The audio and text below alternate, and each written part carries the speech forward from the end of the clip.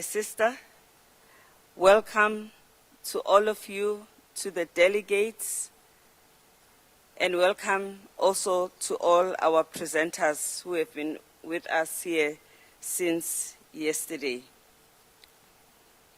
Presidents, we yesterday discussed the process that started in 2020 up to here.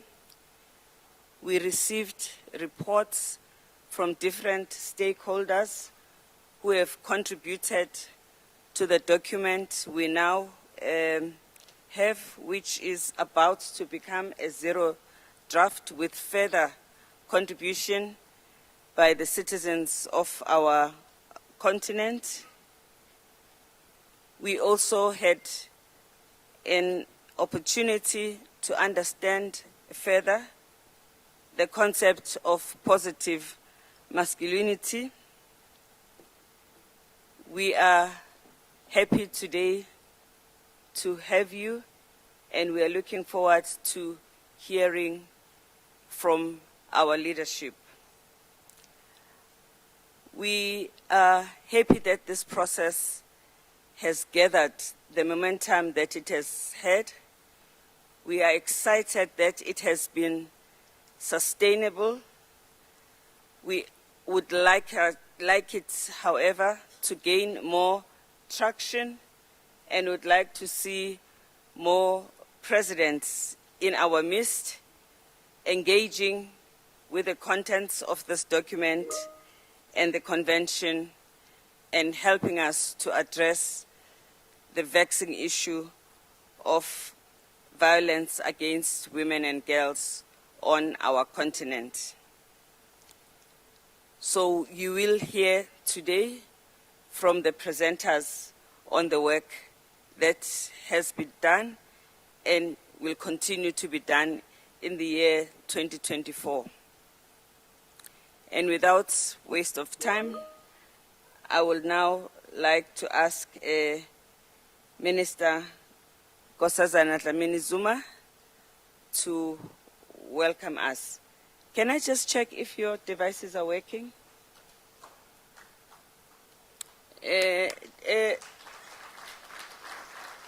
Technicians, please, can you pay attention to the devices? The devices of the presidents are not working.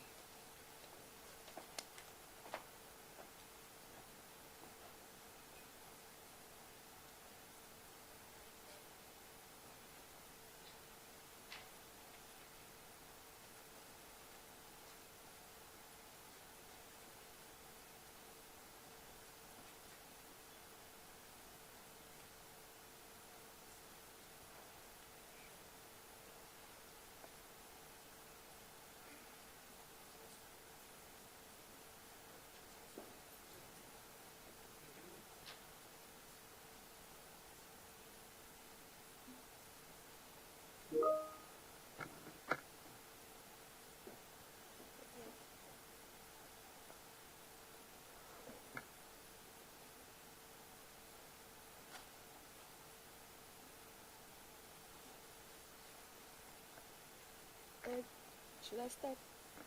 Okay. Thank you very much, Chairperson of today, our former Deputy President of South Africa, and also African Women Leaders Network co-convener, Dr. Phumzile Mlambo-Ngcuka,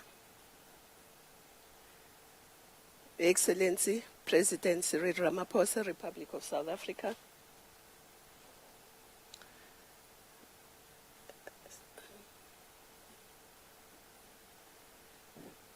am I audible? No.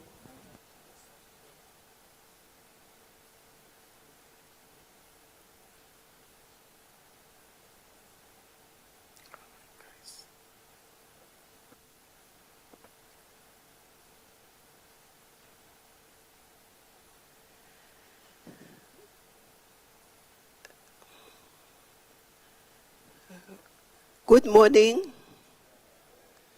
Okay. Chairperson of the day 2 of our conference, former Deputy President of South Africa, and also African Women Leaders Network co-convener, Dr. Phumzile Lambuncuka, His Excellency, President Cyril Ramaphosa of the Republic of South Africa, Excellency Azali Asumani, and Madam Asumani, President of the Union of Comoros and Chairperson of the African Union.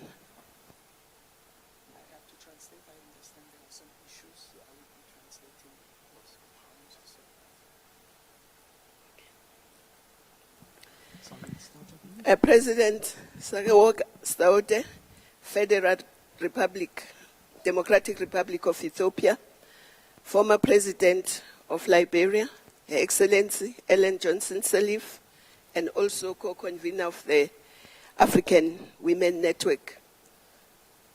Bonjour à tous. Oh, it's working. And the former presidents who are online, the former President of the Republic of Mauritius and former President of the Republic of Central Africa, the Deputy President of the African Union Commission, the Minister of Health and Solidarity from Comoros, and also Deputy Speaker of Parliament. If I leave someone out, the Chair has already greeted you on our behalf. Ministers, Deputy Ministers, members of the various organizations that are here, leaders of political parties, distinguished delegates.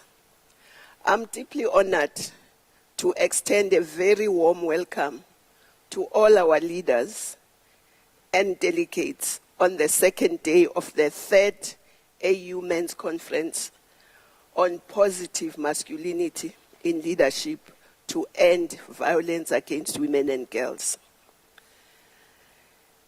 The journey traveled by women of the world, and African women in particular, has been both heroic and tragic.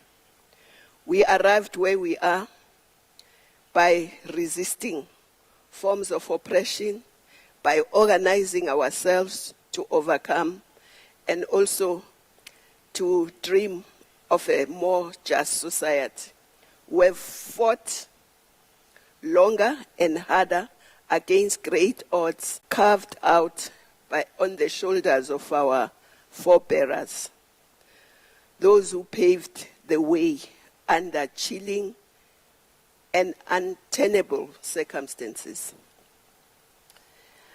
After yesterday's presentations and subsequent deliberations, it is perhaps both befitting and timely that we use the second day of this conference to wrestle with the following question. Knowing what we know about masculinity and the ongoing violence against women and girls, what is to be done? We pose this question because what we do when we walk out of this conference should be inseparable from the Africa we want. And to borrow from one of the finest sons of the continent, President Samba-Panza, and I quote, "The emancipation of women is not an act of charity. There is no compassionate attitude.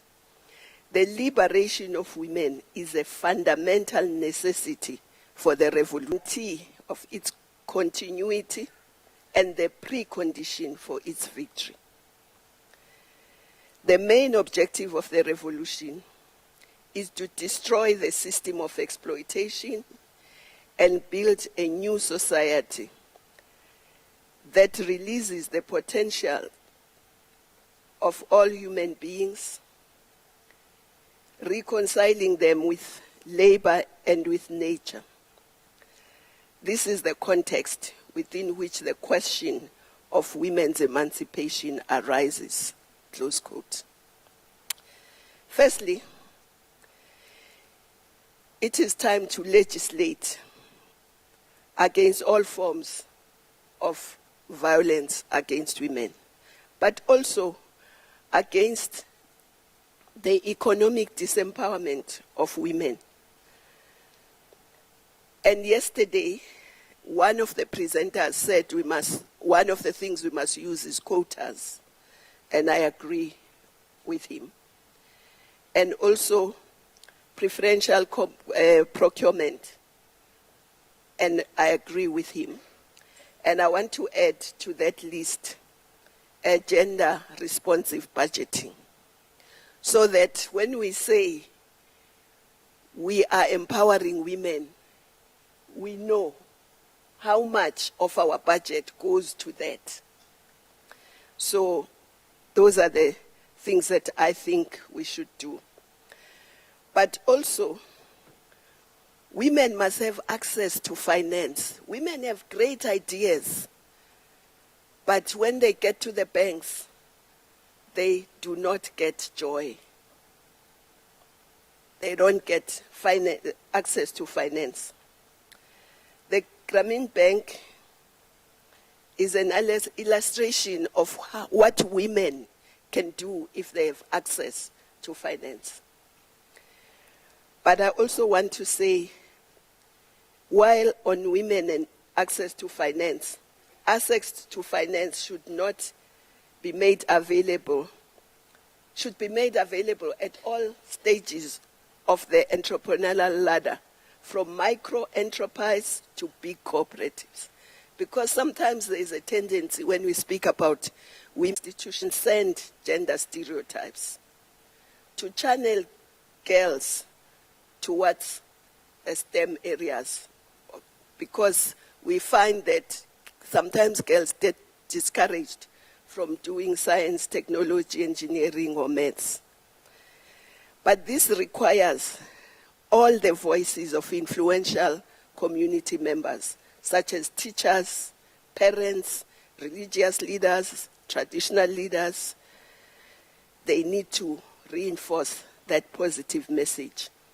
And I want to quote from the UN Secretary General on this, and I quote, "More women and girls in science equals better science," close quote.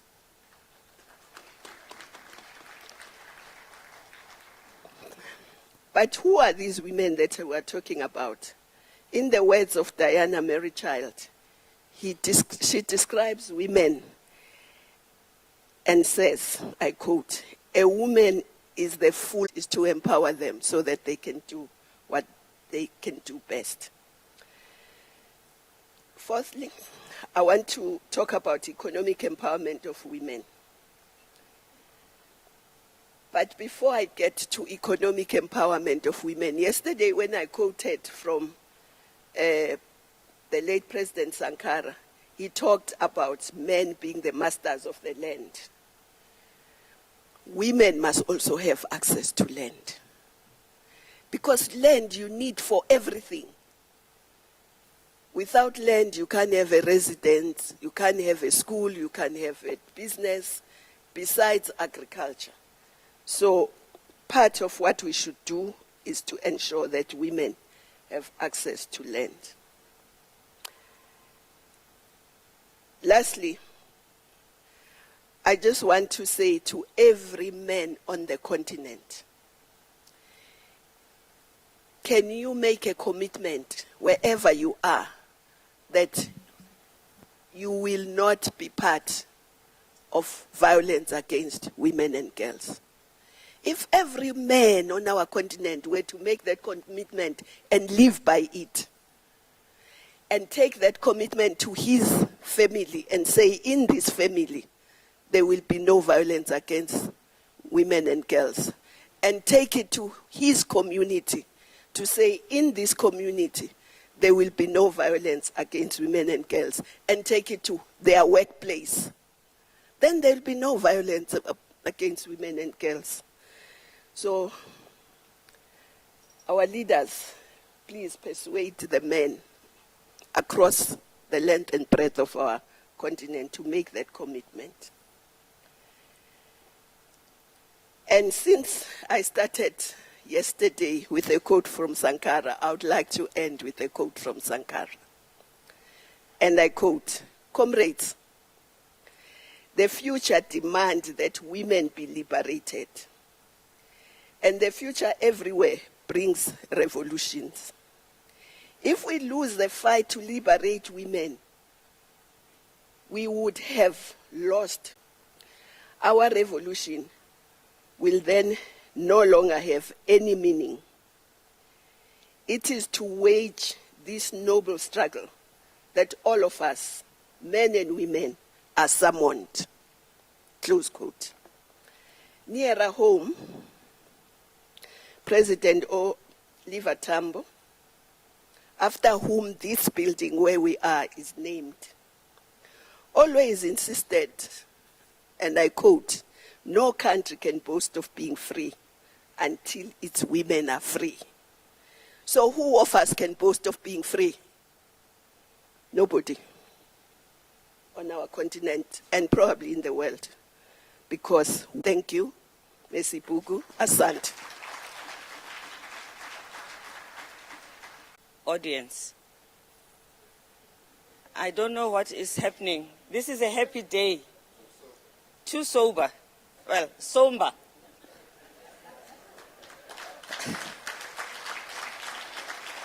Malibongwe. Malibongwe.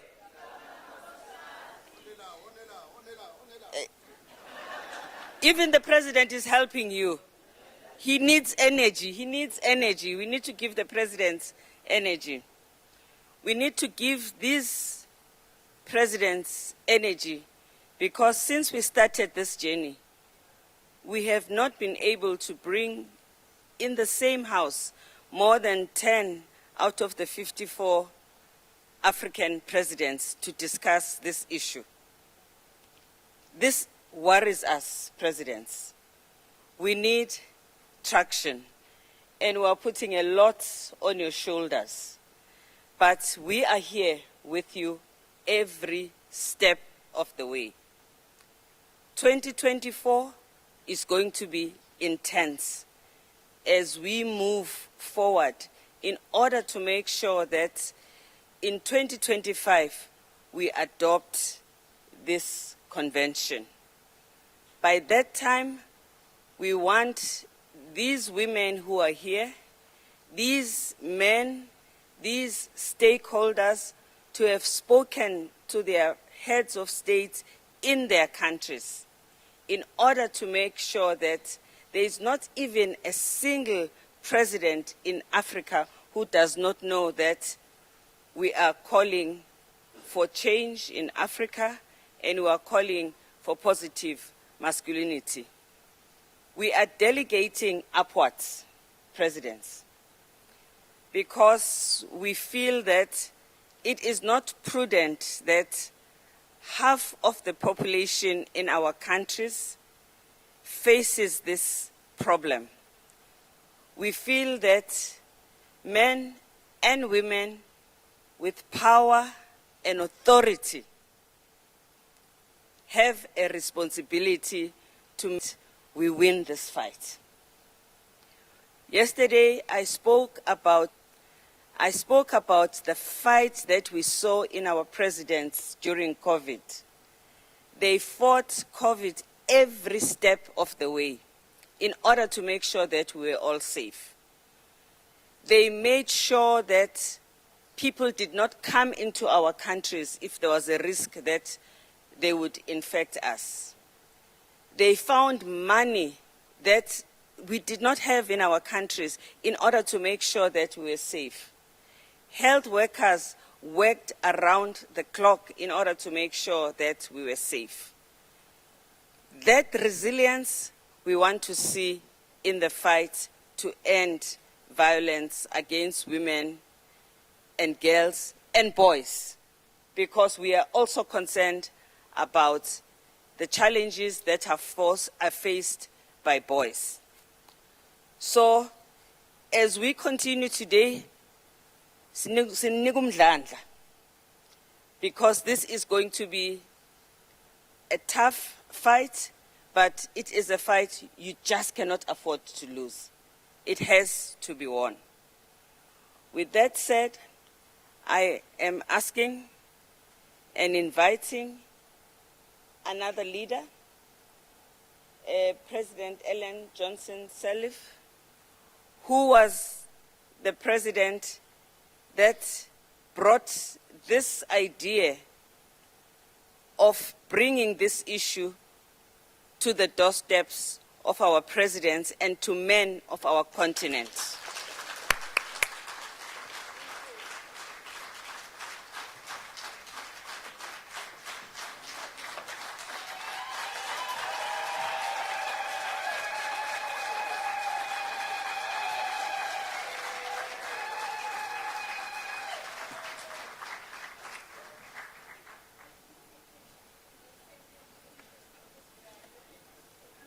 Please sit. Your Excellencies, host presidents, Your Excellency, sister president, permit me to stand on established protocols for the rest of the dignitaries.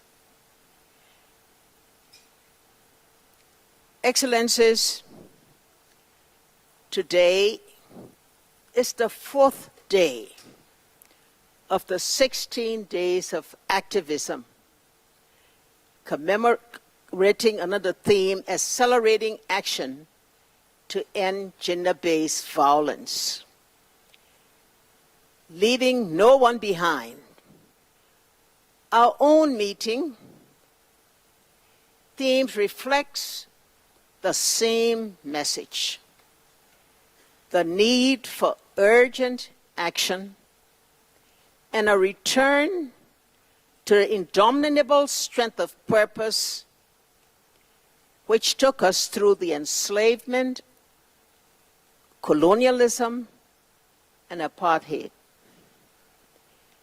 If we do nothing else today, let us agree on a deadline for an African convention on ending violence against women and girls, which ensures that every African woman or girl can find protection in its provisions. The road from Kinshasa to Dakar and then to Comoros now finds us in South Africa, our 3rd year joining. We can claim is bearing some fruit, but needs special impetus. We are living in very difficult times, in a world where the most basic rules of humanity and solidarity appear to have been thrown out of the window, and where inequality and inequity and injustice are increasing. The call for change demands a return to multilateralism which resonates and to which countries aspire. They must respect the tenets, as these are the bonds which hold communities together. This is how we ensure a breakthrough for people and planet. Excellencies, is its own way, but it can only do so. Let me repeat that. Africa cannot be a junior own way, but it can only do so through a common resolve and solidarity action. As the South African Foreign Minister has said, we can no longer agree to be in partnership of supplication.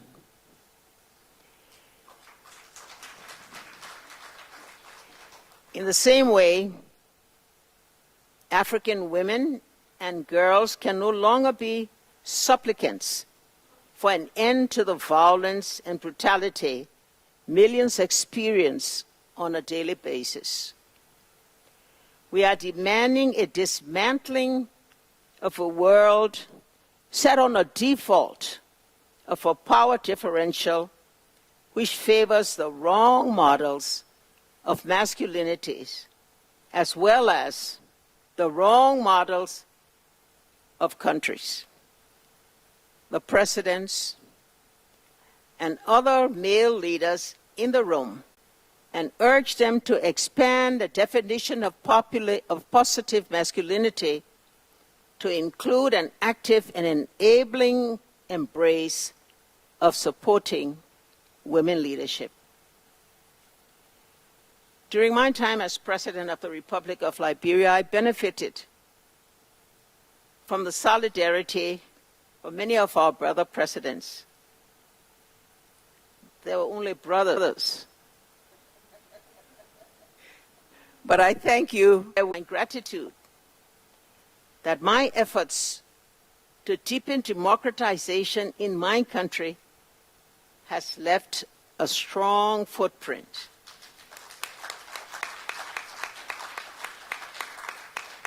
Today, Liberia can boast of a transition based on gracious consensus.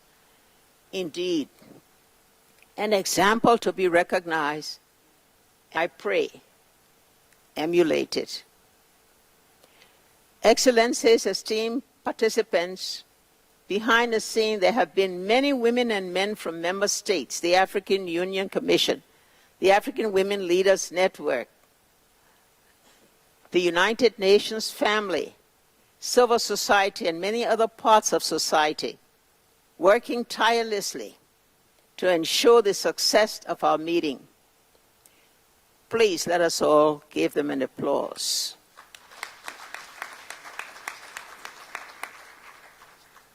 I'm now going to end with just a few words that are unscripted. Excellencies, we are tired of challenging. We are tired of asking.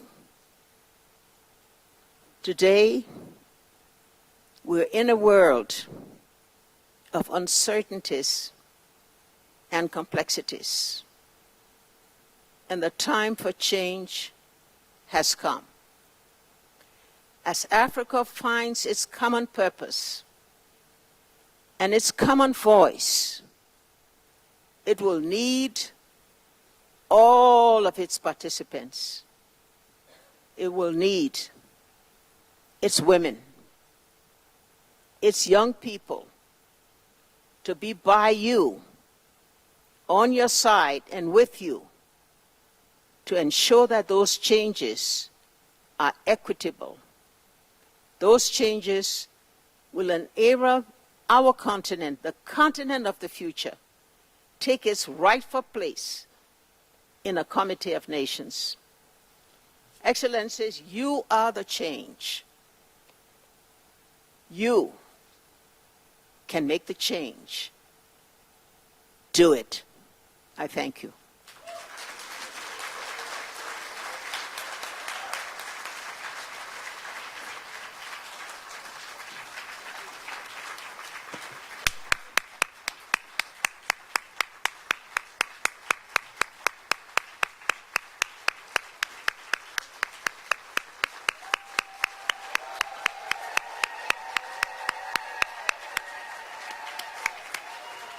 Malibongwe. Excellency Dr. Monique Tsantsabakanwa, the Deputy Chairperson of the African Union Commission.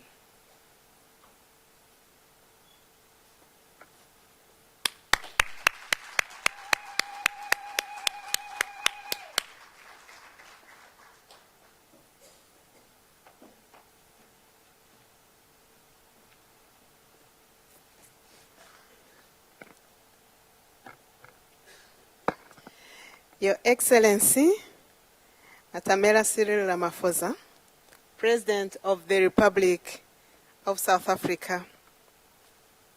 Your Excellency Azali Asumani, President of the Union of Comoros and 2023 African Union Chairperson. Your Excellency VAWG Zewde, President of the Federal Democratic Republic of Ethiopia.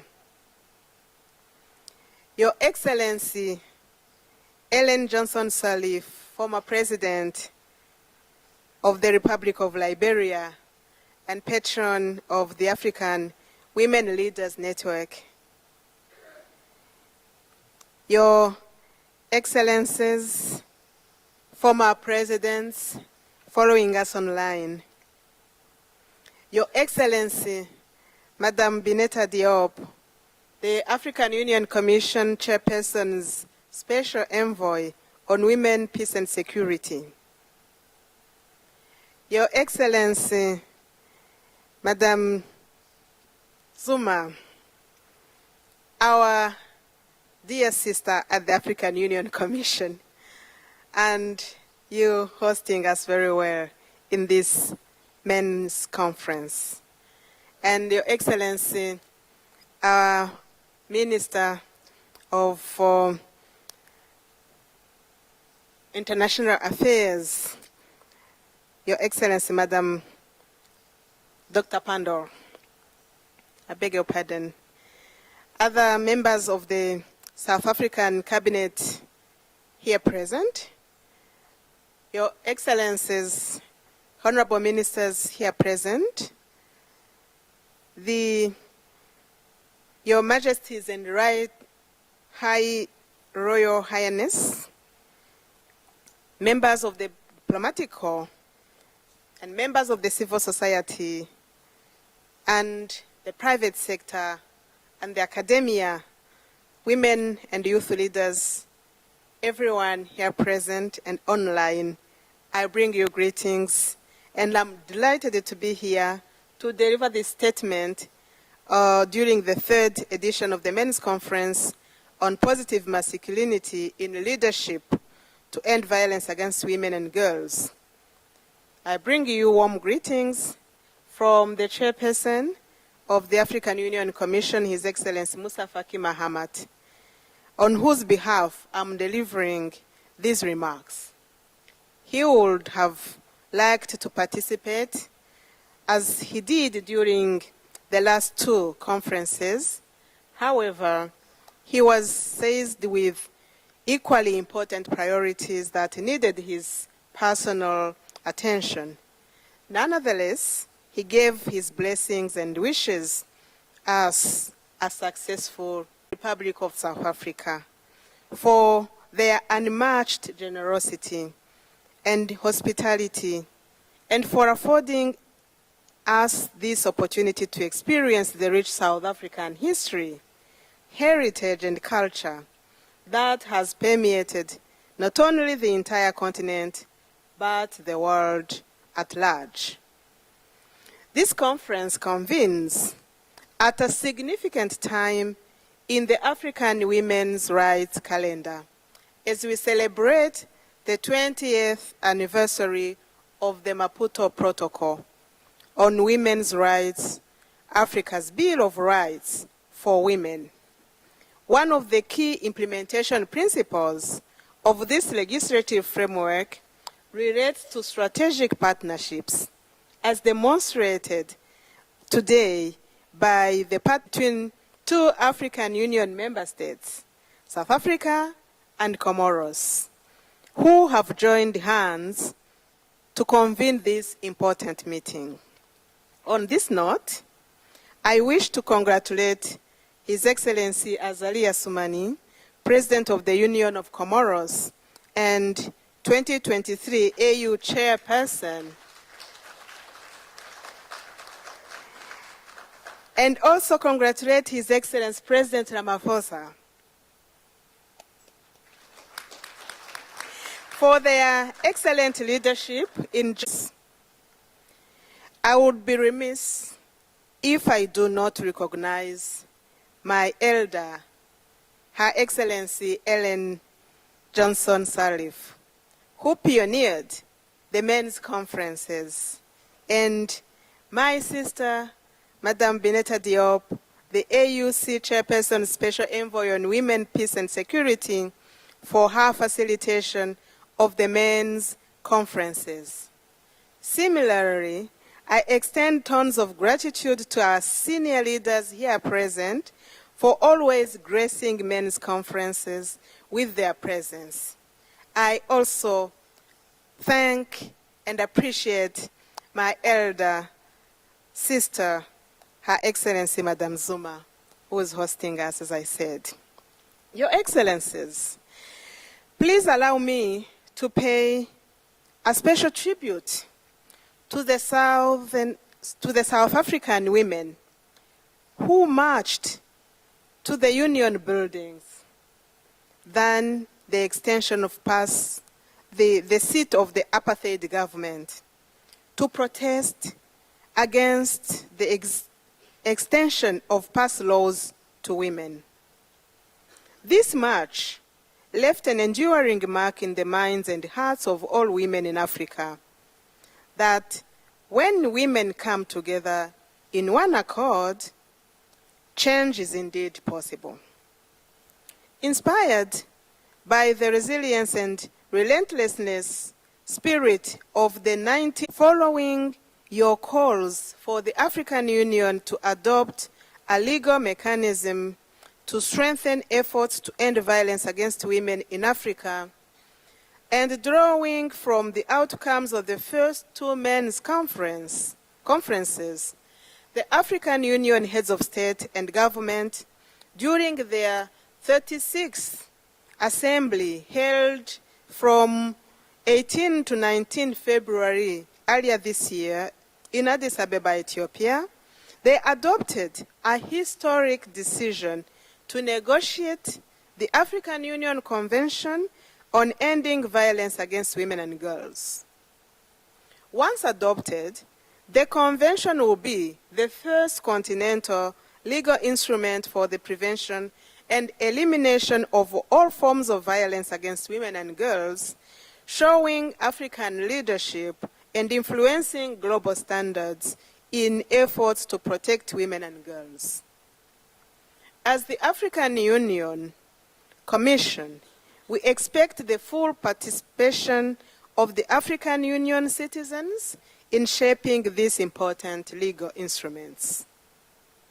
I am also pleased to report that in furtherance of both the Kinshasa Declaration and Dakar Call to Action, the African Union campaigned the Maputo Protocol.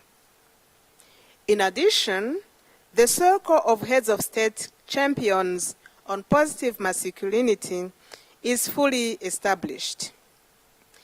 AU member states have, where fresh commitments were secured and new strategies were adopted to end female genital mutilation in Africa. Although violence against women and girls still persists, Africa is unyielding in its efforts to push back on this scourge, and we believe working together we can indeed win. And financial inclusion with vulnerability to violence and as a form of structural violence itself. It is for this reason that I launched the African Union Women and Youth Financial and Economic Inclusion Initiative, which among others will unlock financing for African women and youth entrepreneurs and mobilize key stakeholders to provide financial products and services for African women and youth. We believe that addressing the underlying structural drivers of violence against women and girls will yield better and long-term results for the women of Africa. Your Excellencies, distinguished ladies, as we are meeting under the auspicious skies of the Rainbow Nation, I would like to recall the statement of the founding father of this nation, His Excellency Nelson Mandela, on 8th May 1994, in the South African, where he said, and I quote, "Freedom unless women have been emancipated from all forms." End of quote. The wisdom of this statement comes to bear, especially on a day such as this, as we are gathered to discuss how positive masculinity in leadership can support efforts to end violence against women and girls so that they are fully emancipated and liberated. This is consistent with Goal 17, with the elimination of the system that exploits them. End of quote. These words are as relevant today as they were back in 1987. As we continue to look for solutions to end violence against women and girls, we have to be deliberate about dismantling the patriarchal systems and other harmful traditional systems that subjugate women and expose them to violence and inequality. This cycle has to stop, and it is all in our hands. On this note, I wish to reiterate the commitment of the African Union Commission to continue to work with you to end this scourge of violence against women and girls. Please count on us to jointly implement the outcomes of this third men's conference and to facilitate all processes towards the negotiations and adoption of the African Union Convention on Ending Violence Against Women and Girls. And I thank you.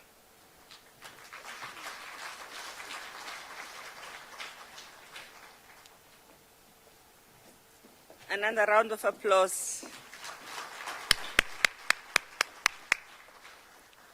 Thank you very much. I jumped our sister Ahuna Ezeakonwa, the Assistant Administrator and Regional Director for Africa. Please, Ahuna, thank you so much.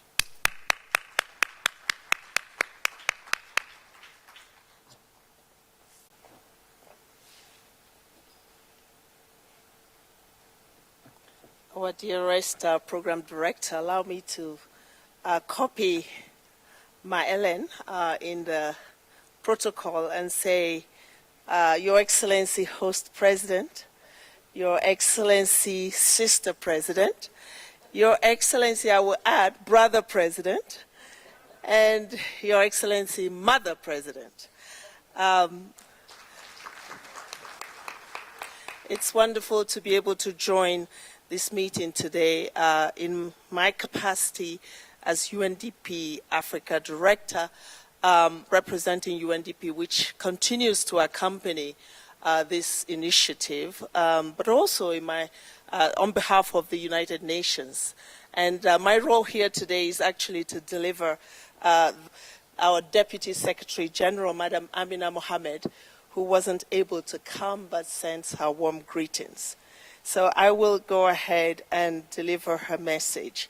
Excellencies, ladies and gentlemen, my sister Binetta, congratulations on this third Men's Conference on Positive Masculinity in Leadership and Violence Against Women and Girls.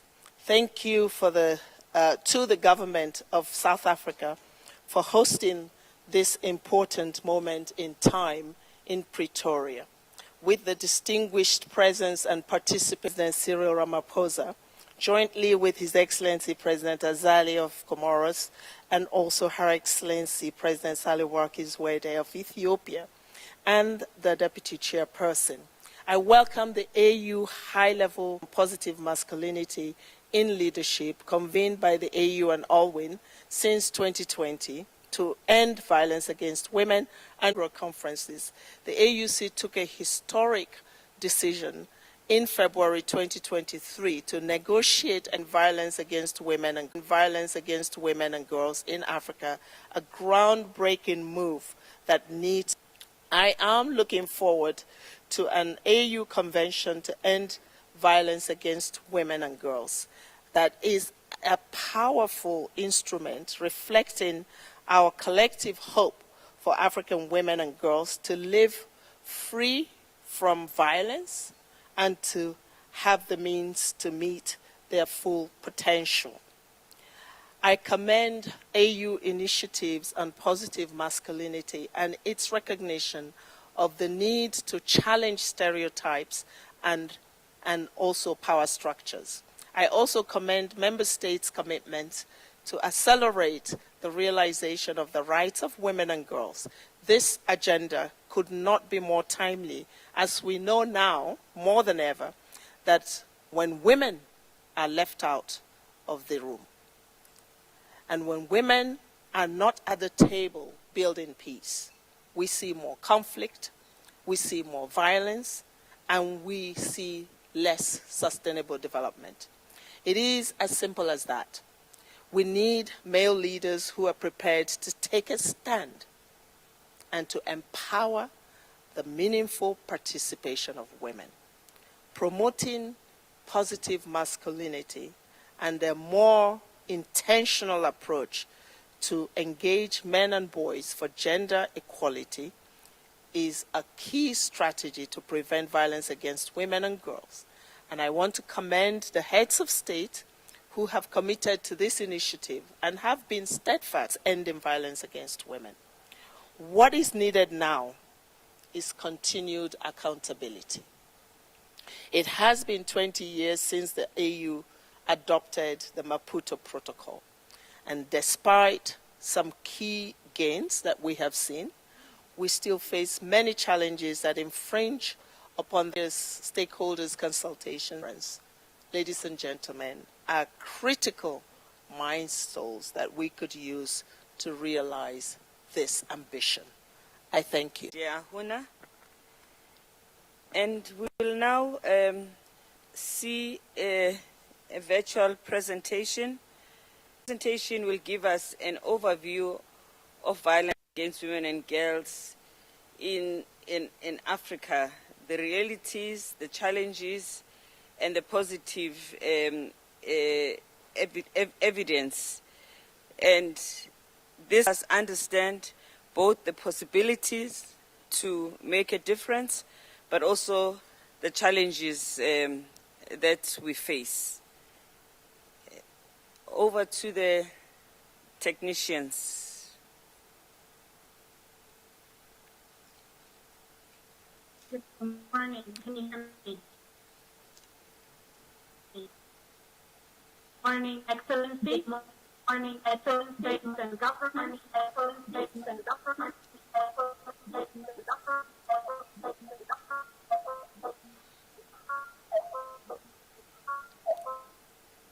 Senai, can you hear us? We may be having this, so let me just check with the technical.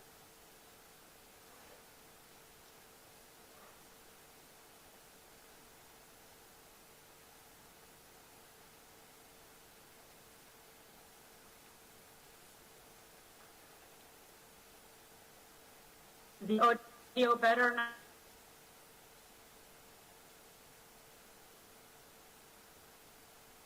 Do you want to? Head of State and Government, Excellencies, dignitaries, ministers, AU and UN representatives, guests, partners, all folks observed. We will move on while they attend to this and see if something can be done to help the presentation of Professor Senai Fiseha of the Susan Thompson Buffet Foundation. You have been tireless in your efforts, and the so continent since we can't hear properly, then you will switch it, President Azali yeah, Asumani, and then we will continue. First of his AU President. We will now continue with the presentations. President, you will now hear from the different stakeholders who have been working on this issue. Presentations, including and sons here, have been at this conference and participated very well yesterday. I don't think that the presidents can actually see all of you very well. So can I ask the brothers, Amadoda, to stand up so that the presidents can see you? Uguti, you are here today. You are here today. Can we see all? We'll hold us. It is their duty.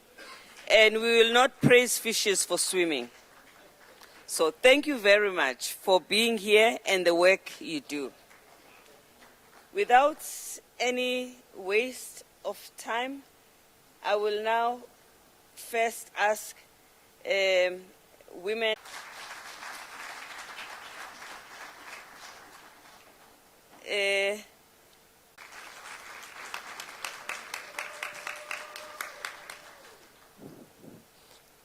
Excellence, Madame la Présidente. Excellence, Mesdames. Excellent, Mr. the President, ladies and gentlemen, all protocols observed. Good morning. Tialato, Africa, you have. Dream that Africa lives in peace and joy, because men are positive Africa.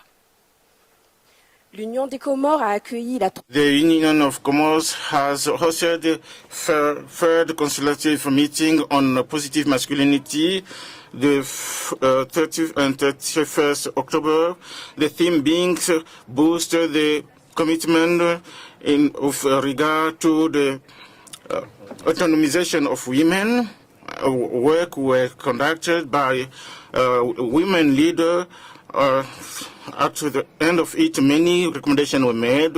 These affirmed firmly the men and boys to collaborate in partnership with women to contribute to inherent issues to eradicate all forms of discrimination and violence toward women and girls in Africa. Two big actions were identified, the first being to encourage a return to an informal family education, to inculcate positive attitude and commitment and girls to invest in the well-being of humanity. The third constitutive of women leader was to adopt a recommendation on 4 thematic, mostly matriarchal community, economical empowerment, positive masculinity, and also the Convention of African Women on eradication of violence against women and girls. At the end, 25 recommendations were done, which are now available to make a change of mind are the master word of that fight. In doing so, the Convention of African Union on the eradication violence toward girls and femmes demands. The potential of women is unmeasurable. So that when we launch and we take on the convention, all our countries will have women on the ground who will stand up for it. Over to you, my brother, my son, I think.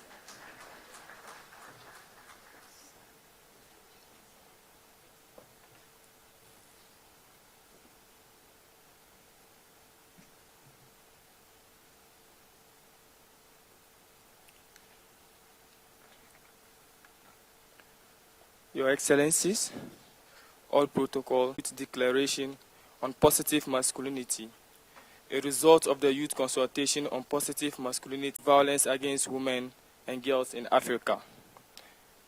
The Chair, in acknowledging the role of youth in shaping the future of our continent, we, the youth leaders and advocates for positive masculinity, gathered with shared commitment to foster inclusive, equitable, and empowering to share perspectives, assess the outcomes of the first and second African Union Men's Conference, the Kinshasa Declaration, and the Dakar Call to Action.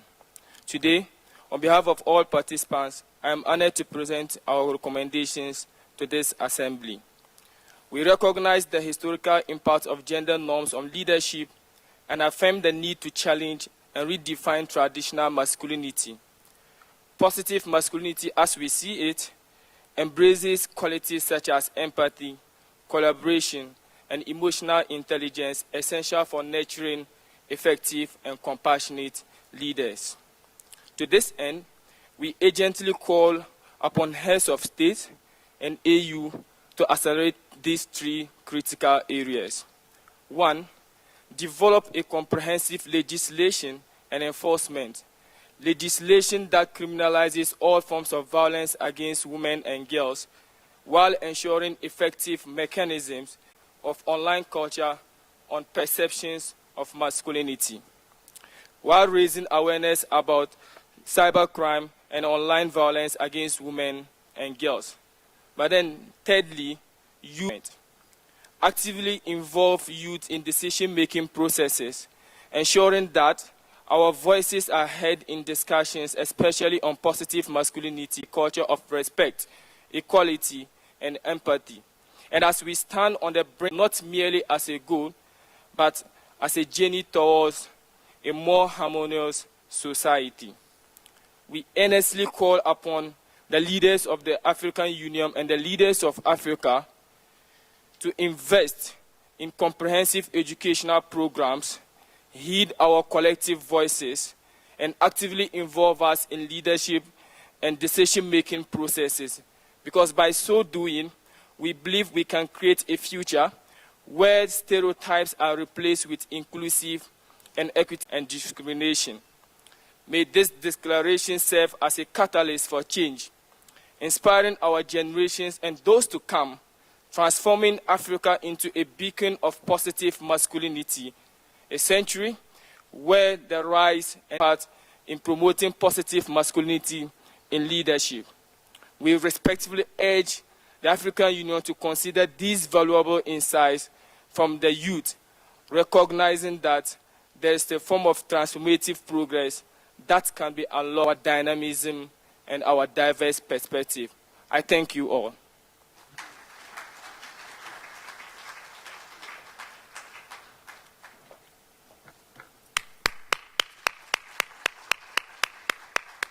Thank you so much to our young people. We now invite private sector. Imali. Come. Thank you so much, Thabo.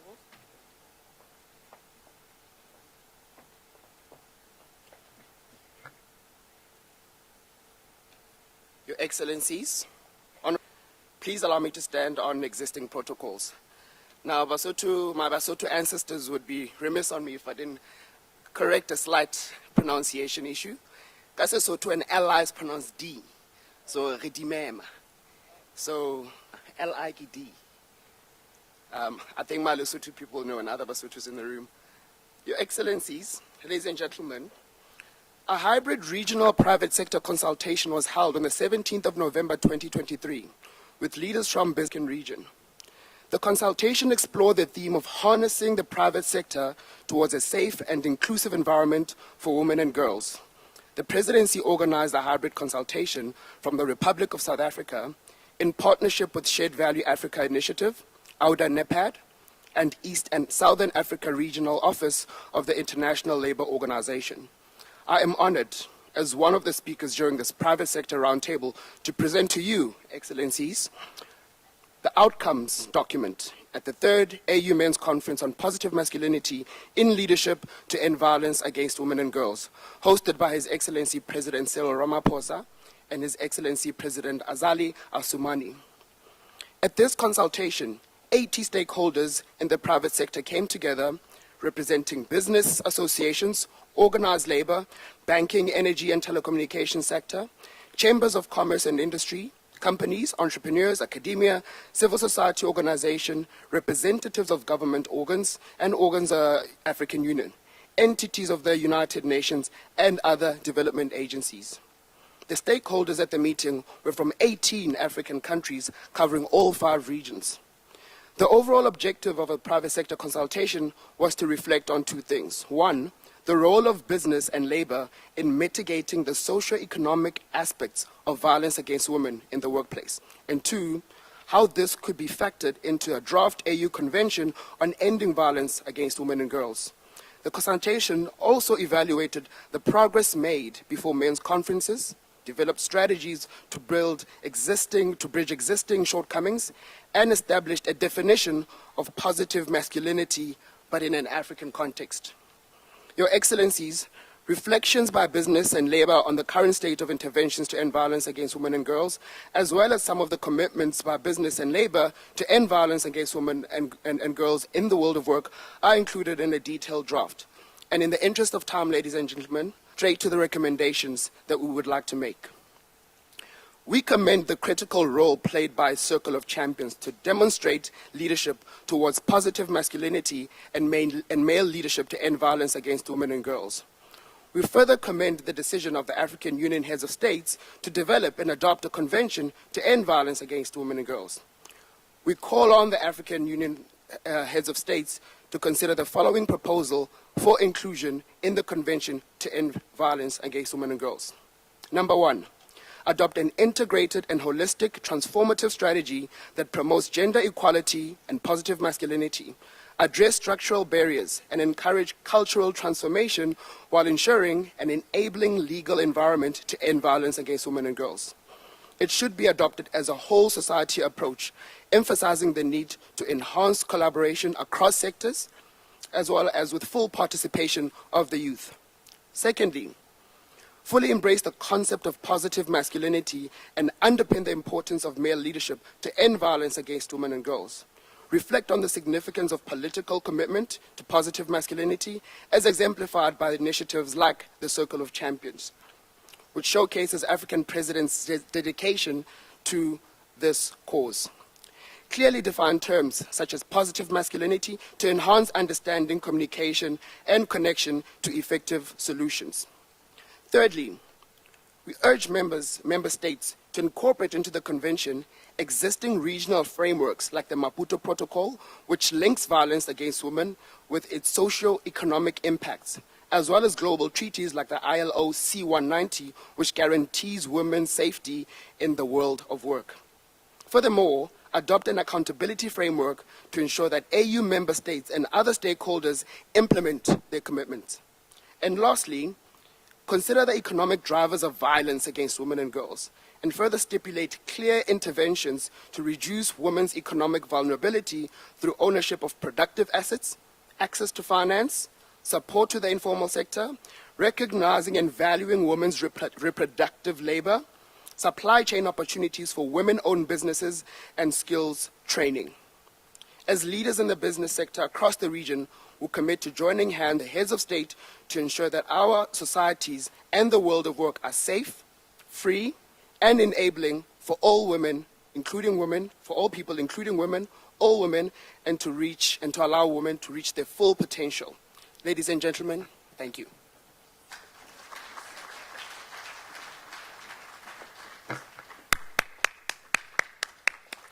Thank you very much.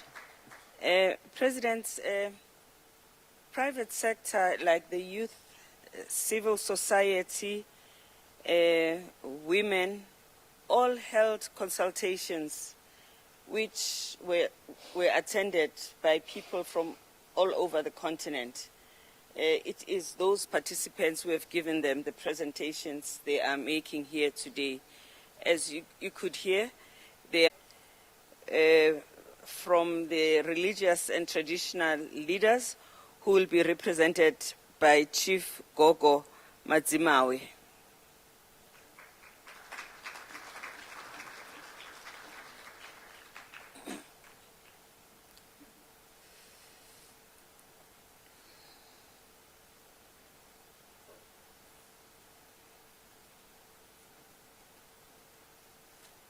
Jai, who will represent civil society.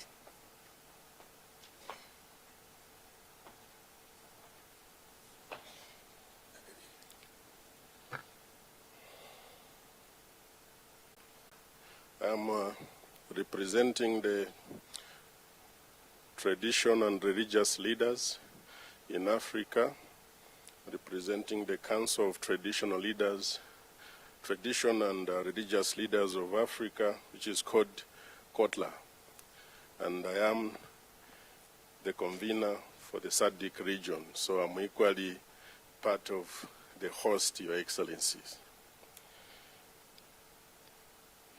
We, the participants of the consultations with the tradition and religious leaders held on the 17th to 18th November 2023 in Kinshasa, Democratic Republic of Congo, are proud to make our collective contributions and recommendations to the Third African Union Men's Conference on Positive Masculinity in Leadership to End Violence Against Women and Girls. We further congratulate the African Union Commission and its member states for the high-level initiative on positive masculinity in DRC at the inaugural African Union's Men's Conference convened by the President of the Democratic Republic of Congo, President Felix Tshisekedi, the then chairperson of the AU and current champion on positive masculinity, in November 2021. We also take into account the Kinshasa Declaration adopted after the DRC's conference, as well as the Dakar Call to Action in Senegal, adopted at the second AU Men's Conference under the leadership of His Excellency President Macky Sall of Senegal in November 2022. We also congratulate you, Your Excellency, President Cyril Ramaphosa, for hosting this year's Men's Conference together with your co-host, the President of Comoros, and the current AU Chairperson, President Azali Asumani. Your Excellencies, allow me to also thank the African Union Commission, the governments, the UN Women, UNFPA, UNDP, and MONUSCO for the continued support towards mobilization and capacitations of the tradition and religious leaders through the Council of Tradition and Religious Leaders of Africa, KOTLA. We have reached this level due to the support by these institutions and government and other mechanisms at continental, regional, and national levels. KOTLA, Your Excellency, is the union formed for tradition and religious leaders to spearhead the positive cultural transformation agenda from the AU level to the local government level in all member states. We are committed through the declaration that culture and religion should be part of the solution and not part of the problem. We are also committed to promote positive masculinity in Africa by bringing the African man back to the original respect of an African woman as a mother to humankind through cultural transformation. We must reclaim African cultures that protect rights, dignity, and Ubuntu. As KOTLA, we call for increased support in awareness campaign on positive mindset change across communities on the region. We also support the establishment of a centralized platform for tradition and religious leaders at all levels, from continental, regional, national, and local government level. Your Excellency, let's collaborate to operate and win the fight as adopted in the Kinshasa Declaration and the Dakar Call to Action. Lastly, we are not here only to commit, but to work alongside you, as we already are walking the talk. All we need is your optimum support at all levels. Your Excellency, a woman needs real empowerment. A woman does not need a blesser. Therefore, I just want to quote, many of my mothers have been quoting the debated sons of you as a living son of Africa, where you said, Pansi, nama blessa Pansi. Thank you. Pansi ngama blessa Pansi. Pansi ngama blessa Pansi. Thank you very much. For those who don't know, I'm a blessers about sugar daddy. We thank Kotla. Very happy about how Kotla has developed. This president is an association of traditional leaders from across the continent. It has been a pleasure to work with them. We started to work with them when FGM, they've obviously worked against physical and sexual violence, and they are here now in full force to support you. I hope you can see how much support and enthusiasm there is for this process from the whole continent.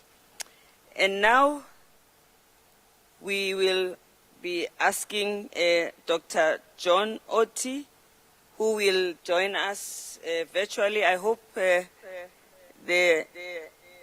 technique will work with us now. He represents the academia of Clever. So, are we good? Is it working well? Yes, can you hear me? Good morning. John, can you hear us? Yes. Okay, please go ahead. Should I go ahead? Good morning. I bring you greetings from Cape Coast in Ghana. And Your Excellencies, ladies and gentlemen, permit me to write on the already established protocol. Am I audible? Yeah, if you could be louder, John.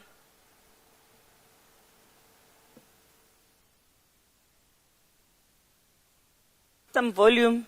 Can you hear me?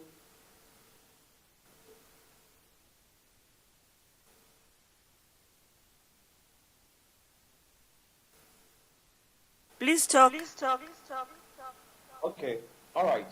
So as I said, permit Your Excellencies, distinguished participants, please permit me to write on the already established protocol. I bring you recommendations from the academia. First, the academia is calling for the need to scale up risk.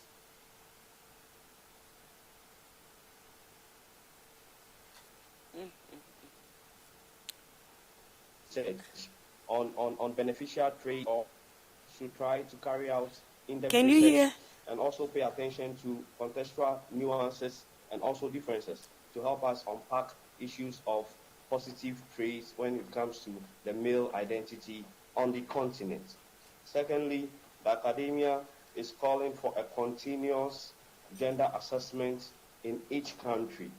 And here again, our recommendation is that these gender assessments should not only identify needs or challenges, but rather they should also focus on identifying local opportunities that can be tapped into when we are designing interventions that can help us curb or mitigate violence against women and girls. Again, the Academy is recommending that we should consciously engage more men as allies as well as active participants in advancing gender equality on the continent. The next recommendation has to do with continuous engagement or collaboration between the Academy and also other government or state agencies, particularly in the area of policy formulation and implementation. We in the Academy, again, we are calling for training by men for men for men to understand the negative impact of holding on to rigid or toxic ideas of masculinities on their own physical and mental well-being.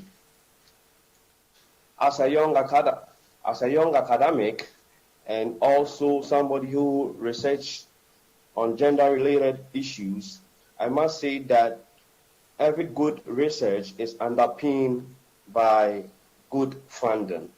And in this regard, we in the academy are calling on the AU and also that can be used in carrying out transformative gender-related research on the issues of masculinities. This, we believe, can be done through a formation of consortium among African academics who can really unpack these issues using the post-colonial lens and also using the lens of intersectionality, where we are going to pay attention to contextual differences and nuances. As you all know, men on the continent are not the same. Even men within the same community are not the same, in a sense that there are several markers of identity that makes men different. So without this lens, any intervention, any policy, any protocol, any declaration, any legal framework that fails to recognize these nuances or contextual differences will certainly fail. Finally, as a young academic on the continent and also somebody who researches on this theme, I must say that we are tired. We are tired for continuously chasing funding opportunities from the global West. In this regard, we call on our heads of states and also the AU and other related organizations to support funding in terms of to provide funding for research for academics on the continent. And finally, we are calling for the establishment of a center of excellence that will focus on masculinity studies in the long term. This can be done by citing one of the gender centers in one of our prestigious universities on the continent, and they can start this center of excellence, which will focus mainly on masculinity studies. This center can then serve as a hub for policymakers and other key stakeholders who may need data to inform the type of interventions or policies that they design. Finally, to end my submission, I will say that we in the academy are always available and ready to support in unpacking the issues of toxic masculinities and also identifying the traits or beneficial aspects of masculinities that can be scaled up. On this note, I say thank you, Medase, Asante Sana, and enjoy the rest of the discussion.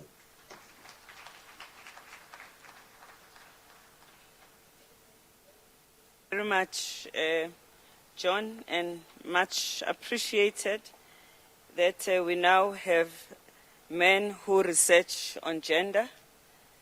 In my time in gender studies, you'd only find women studying women. And it has been a real need to see that this is not something that is just confined to women. So thank you, John. We now will call on Dr. Anthony Ajibes to represent civil society.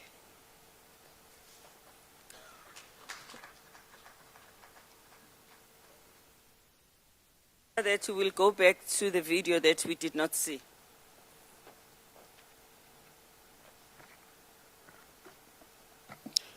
Your Excellencies, distinguished guests, ladies and gentlemen, all protocols duly observed, I'm honored to present to you the key recommendations from the civil society organizations pre-consultation meeting that took place on the 16th of October 2023, convened by the Gender is My Agenda campaign network, as well as in collaboration and partnership with partners.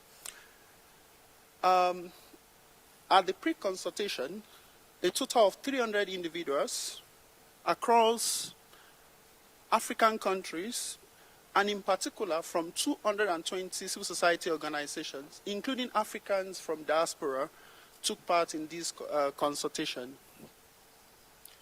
All of them had opportunities to discuss 4 key objectives of the consultation through presentations, group discussions, as well as questions and answers. So the 4 key objectives that guided the discussion and consultation were: 1, to review progress on the implementation of the outcomes of the first and second men's conference. 2nd was to foster a comprehensive and culturally sensitive understanding of positive masculinity. The 3rd objective was to highlight the critical elements that CSOs would love to see included in the draft AU Ending Violence Against Women and Girls Convention. And then lastly, was to explore how to strengthen the role and engagement of CSOs in the initiative, as well as ensure their active participation in the formulation and implementation of policies and programs related to gender equality and prevention of violence against women and girls. Now, on the first objective, the civil society organizations noted that the Kinshasa Declaration and call for action by the African Union, head of states and government demonstrate their commitment to take concrete action against women and girls. They also noted that the Ending Violence Against Women and Girls Convention is a part of a broader regional effort to address violence against women and girls in Africa. However, they noted that while the conferences resulted in a number of commitments from head of states and governments to promote positive masculinity and address gender-based violence, there have been significant gaps in implementation of these commitments.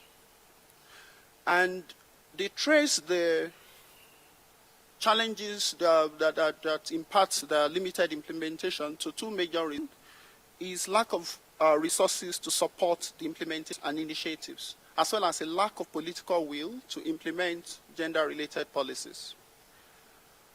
So they therefore call for a robust implementation of these commitments and continuous monitoring of progress to ensure that transformative changes due to these commitments are well documented. On the second objective, which is towards a comprehensive and culturally sensitive understanding of positive masculinity, we noted that when defining positive masculinity in the African context, that it is important to consider the good traditional African values, norms, and practices related to positive masculinity, but also to reject the negative African masculinity practices. It is also important to value the experiences of men and boys in Africa, as well as their challenges, vis-a-vis to consider how we can engage them to contribute to gender equality and elimination of violence against women and girls. In fact, we define positive masculinity as behaviors and traits that promote the development of healthy, respectful, and equitable relationship between men and women, based on principles of gender equality, non-violence, and mutual respect. The CSO emphasized that positive masculinity begins with the redistribution of power, resources, and opportunities within society to address systemic inequality, which is essential for removing barriers that perpetuate violence. The CSO recognized that that continuous advocacy to change policies and legislation that perpetuates gender-based violence demand shared leadership with men, who are often privileged in patriarchal societies, where their violent behaviors are rationalized and justified. On the third objective, which centers on what CSOs would like to see in the Ending Violence Against Women Convention. First, we would like to see a comprehensive definition of violence against women and girls, but not only in definition, we would also like all forms of violence against women and girls in all settings, including at home, online, public spaces, workplaces, and conflict and humanitarian settings addressed in the convention. CSO strongly canvassed for a strong focus on prevention, as well as effective remedies and support for victims. To this end, we would like to emphasize the inclusion of a clear and comprehensive set of rights for victims of gender-based violence, as well as accountability mechanism for perpetrators. We noted that there is a need to ensure that existing protocols, conventions and policies relating to violence against women and girls are well integrated into the draft to avoid duplication of effort and ensure that the convention is comprehensive and effective. And lastly, on the role of civil society organizations, in recognition of the significant role of civil society organizations in ending violence against women and girls in Africa communities, we underscore the importance of representation of civil society organizations in the consultation, negotiation, and drafting of the Ending Violence Against Women and Girls Convention. And lastly, we would also like to highlight the shrinking civil space on the continent and the need for more protection for workers of civil society organizations against harassment and intimidation. And lastly, we call for more financial and technical support for civil society organizations to carry out their work effectively. Thank you very much. To hear Professor Sanai.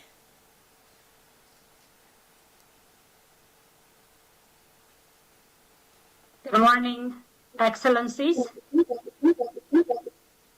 heads of states and governments, dignitaries, invited guests, partners and participants, all protocols observed. It's really an honor to be with you, and thank you, His Excellency President Ramaphosa, for bringing us together and for championing this issue and the African Union Convention on Ending Violence Against Women and Girls. You truly have been a tireless champion in your effort, and I think the continent is better because of it. I really apologize for some of the technical challenges we've had. I was given the daunting task of trying to provide an overview of violence against women and girls in the African region in just a few minutes. And the sheer fact that the order fell out of place, you've heard a lot now, and I will still do my level best, but I will be the only and sure way to end violence against women and girls. And frankly, we hear a lot about women leadership. As a women leader myself, we're not looking for tokenism or putting few women in power position, but really a sea change that unleashes the potential of every African girl and woman and benefits all of us. And we at the Buffett Foundation are honored to partner with all of you to support this crucial work. In Africa, violence against women and girls is the most widespread human rights violation. More than 1 in 3 women experience a form of violence in their lifetime, and in some harassment and bullying, which is increasingly now moving online, and those of you in leadership positions, and I've talked to many of you, arguments, which is more than enough to demand action, there are significant implications to this scourge across our continent. It causes physical and mental health issues for women and girls. When a woman is raped or when there is sexual violence, there are unintended pregnancies, unsafe abortions, risks of sexually transmitted infection, including HIV, But the mental impact of depression, anxiety, these are things women and girls live with, the trauma for the rest of their life. Girls facing abuse and harassment are less likely to go to school, and women less likely to be able to work and contribute to society. In fact, the World Bank even estimates that violence against women and girls can cost more than 3% of GDP in some countries, which sadly is more than what many countries are spending in health and education in sub-Saharan Africa. And regardless of form, violence against women and girls has a common root cause. It's really driven from the position of women in society. You know, we have made some important progress on this in the past decade, and many have acknowledged that. You know, more girls are attending schools on the continent than ever before.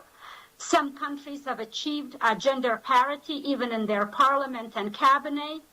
And we saw significant decline in maternal mortality, particularly during the MDG era. That said, though, massive challenges remain. You know, we only need to look at a little more closely at maternal mortality to see this. The World Health Organization just released a report in February 2023, and 28 out of 30 countries with the worst maternal mortality rates are still in Africa.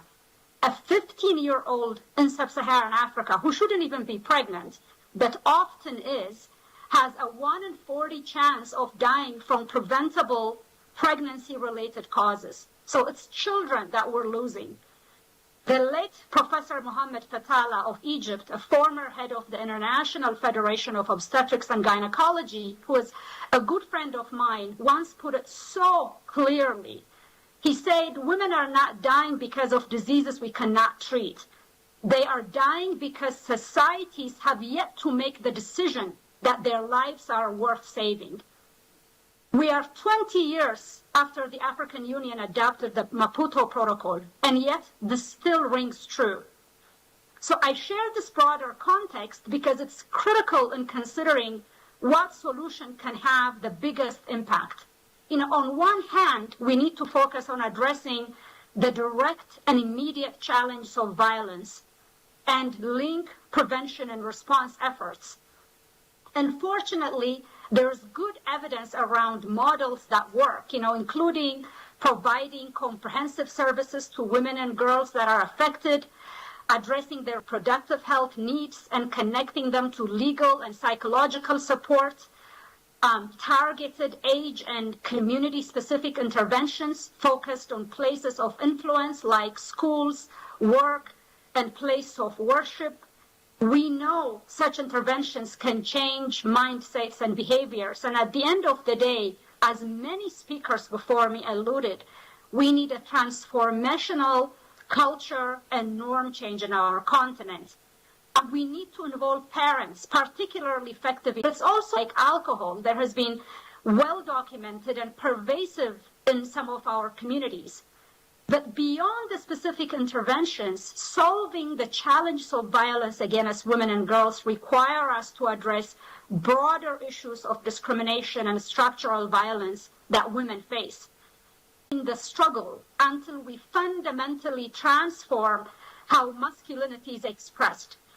And by that, he means far beyond how masculinity is expressed physically. It's rather about changing how men value women in society. It's about prioritizing girl children's education as much as boys. It's about allowing women's reproductive choices. It's about economic empowerment. It's about acknowledging the unpaid labor women provide and improving their jobs and career prospects.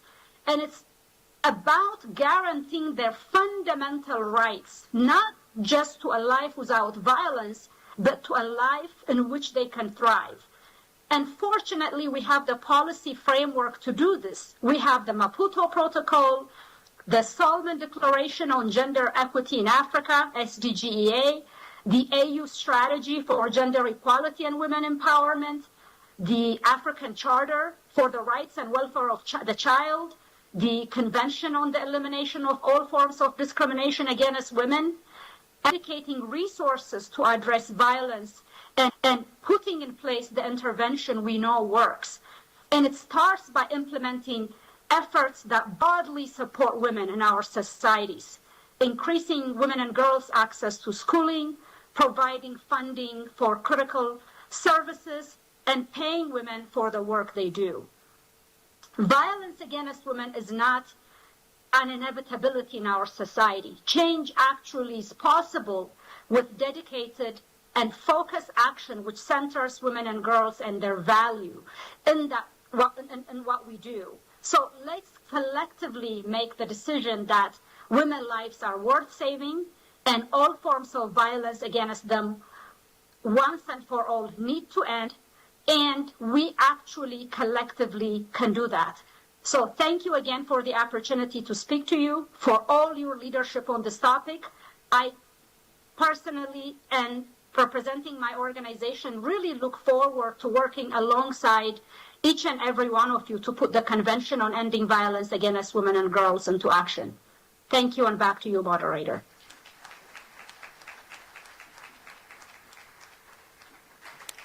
Thank you very much to Sanai. If I could just add, Presidents, we would like that at the AU Summit next year, you convene a side event to explain all of these issues that we have shared today, in order to make sure that all the presidents have an opportunity to hear directly from the participants and the people who are pushing this convention. We know that you will do it. We trust you. We know that you do this so well. It is not going to be a big ask. So we have come to the end of this session where we've shared the contributions by stakeholders, but we still have a long way to go. We will be continuing with this work in our regions, sub-regions, in our countries, so that by mid-2024, we would have given richer inputs to the lawyers and the researchers of the AU and from our countries, so that they are able to enrich the zero draft and to structure it into a convention that will be workable. We want to make sure that this is something that we can all adopt and as well as implement. I must also highlight that in the draft as it looks now, it includes the many other agreements that we already have in the at the AU, but also some also that come from the UN. For instance, we have the ILOC 190 also cited in this intended convention, so that we can ensure that we leave no stone unturned. I can see that, should I call the, okay. I will take an executive decision and invite, can I invite you closer here, Black Mambazo? No. Okay. Okay,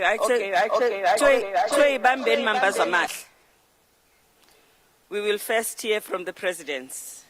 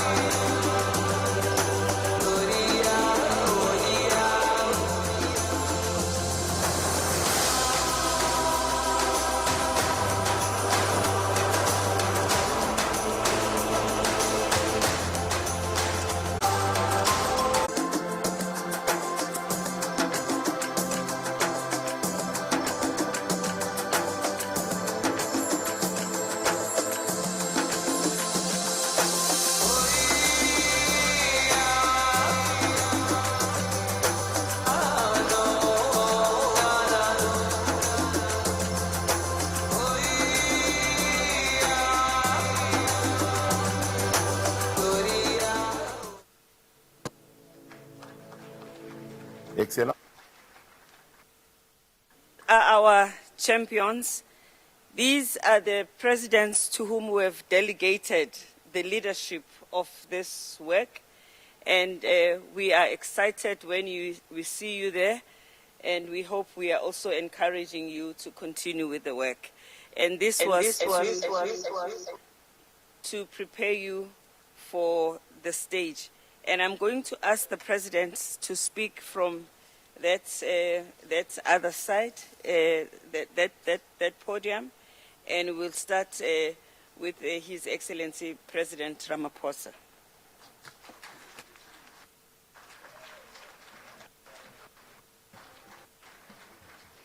Malibongwe.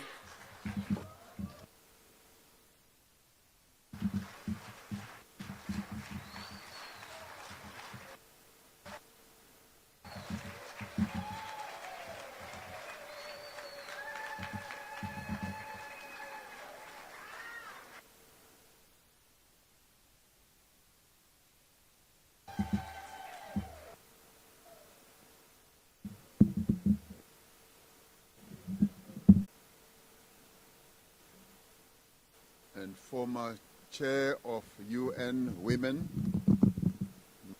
Deputy President of the Republic of South Africa,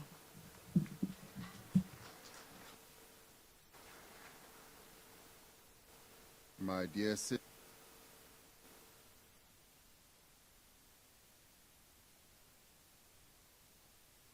Brother President, as they say these days, President Azali Asumani, the President of the Union of Comoros, and of course, the Chair of the African Union.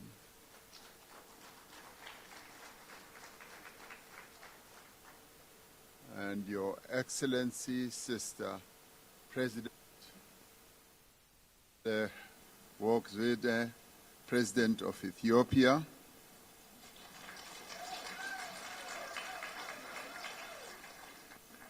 and Your Excellency, Mama President,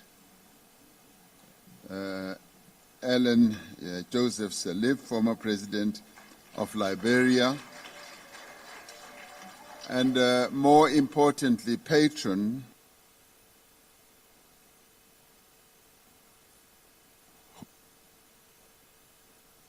for the work that we are performing today. And thank you very much for continuing to be the patron of this important work. I also extend my greetings to the African Union Special Envoy on Women, Peace and Security. I also want to extend my greetings to ministers and deputy ministers who are here present, and the Deputy Speaker of the Parliament of the Republic of South Africa, and representatives of women's organizations gathered here from across our beautiful continent. Thank you very much, my dearest sisters, for being here to represent the women of our country, of our continent. And representatives of business, academia, interfaith, youth organizations and civil society, guests and ladies and gentlemen. I take this opportunity to greet you all and to welcome you to South Africa, to this very important third African Union Men's Conference on Positive Masculinity. As South Africa, we are truly honored to have been given the opportunity to host this conference, but also to do so jointly with President Azali Asumani, my dear brother, who continues to walk very difficult paths with a number of us, leading us and showing us the way forward, as he also recently, when we went to Ukraine and Russia to get African leaders to seek for peace in a place that is so far away from our own continent. Thank you very much, President Asumani, for your leadership. We're meeting in a week that the annual campaign of 16 days of activism against gender-based violence commences across the globe. In fact, President Salif Johnson referred to it as having gotten into the 4th day of this campaign. And in this respect, today's conference is one of many events being organized across the world to draw attention to this terrible scourge that is being perpetrated against the women and girls of our continent and indeed in the world.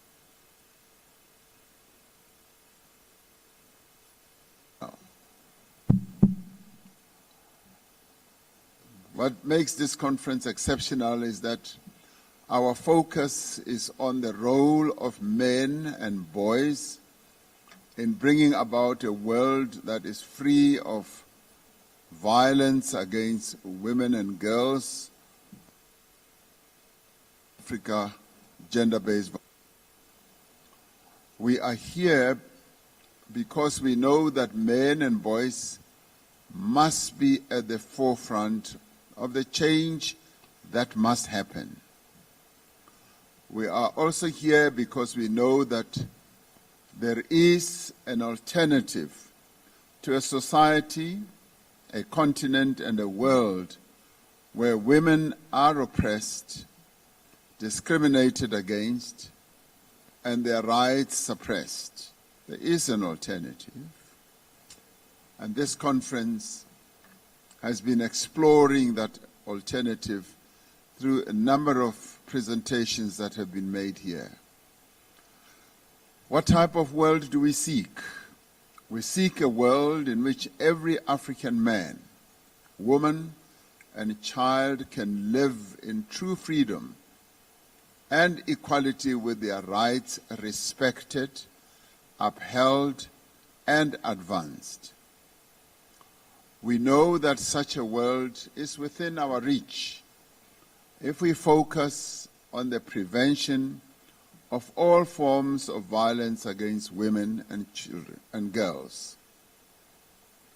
We cannot realize a society free of violence against women and girls without critically interrogating what one could call the assumptions around patriarchy, around male chauvinism and sexism.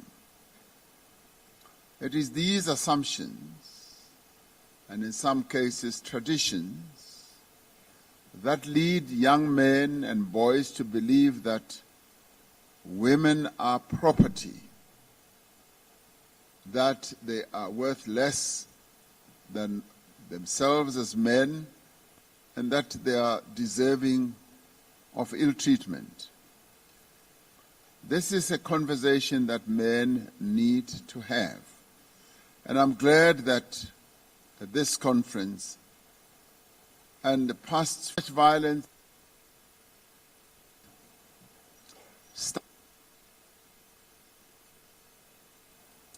and leaving more than half of Africa's population in a state of anxiety. This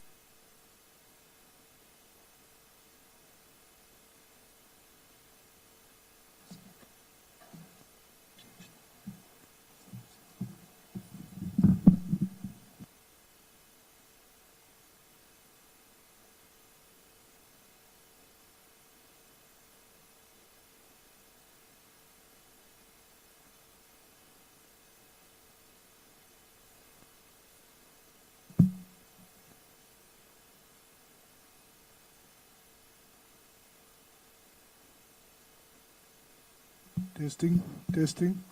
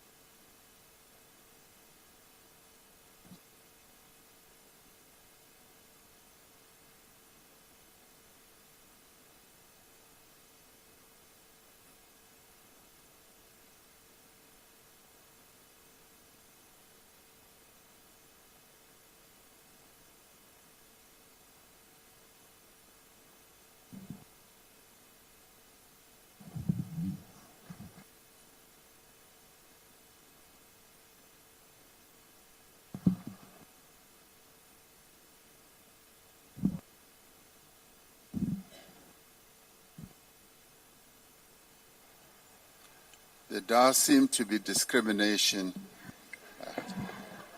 I wouldn't say against men, but I would say against me.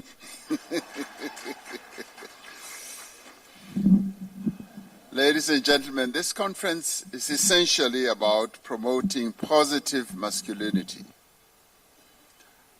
And a number of speakers have spoken here about what positive masculinity is, and they've sought to give it some form of a definition. This conference, therefore, is about challenging traditional stereotypes with being a man. It involves redefining norms and expectations placed on men. Positive masculinity encourages men to embrace qualities such as empathy, vulnerability, emotional intelligence, and respect for diversity. One of the speakers who stood up here, a very tall gentleman, spoke about precisely this. Earlier this year, I convened the Presidential Young Men and Boys in Daba, a forum where we talk amongst young boys in Soweto.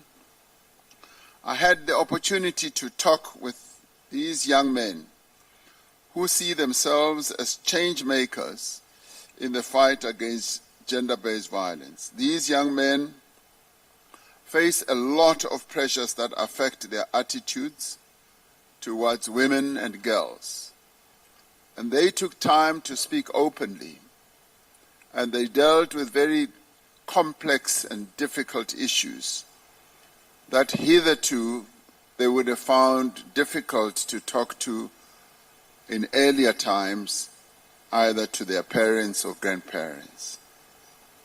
And these included the lack of positive role models, absentee fathers, vulnerability to recruitment by criminals, pressure to drop out of school and earn a living, and pressure to become sexually active before they are even ready to do so.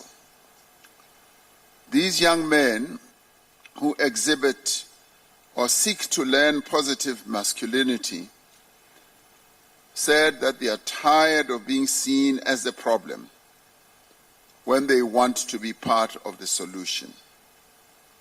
This is why it is so important that a conference such as this brings us together to look at how we can create more spaces for young men and boys to engage amongst their peers without fear of judgment.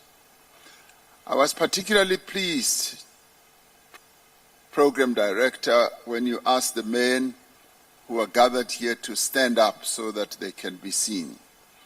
Not so much to show that they are the warriors and they are the ones who are, up front, but to see that we've got men who are committing themselves and by so doing becoming role models in our own countries and on the continent to lead the charge against gender-based violence. And also to have the champions, the various heads of states that you displayed on the stage, on the screen. It is pleasing that we're beginning to see this change that is bound to take place on our continent. As South Africa, we have a number of initiatives, programs, and dialogues that are elevating the importance of positive masculinity as part of the fight against gender-based violence.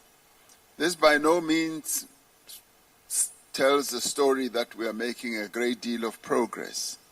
But what it does do is to tell the story that we are seeking to make strides to address the core of the problem, which is to focus on young boys and men as we propagate the message against gender-based violence.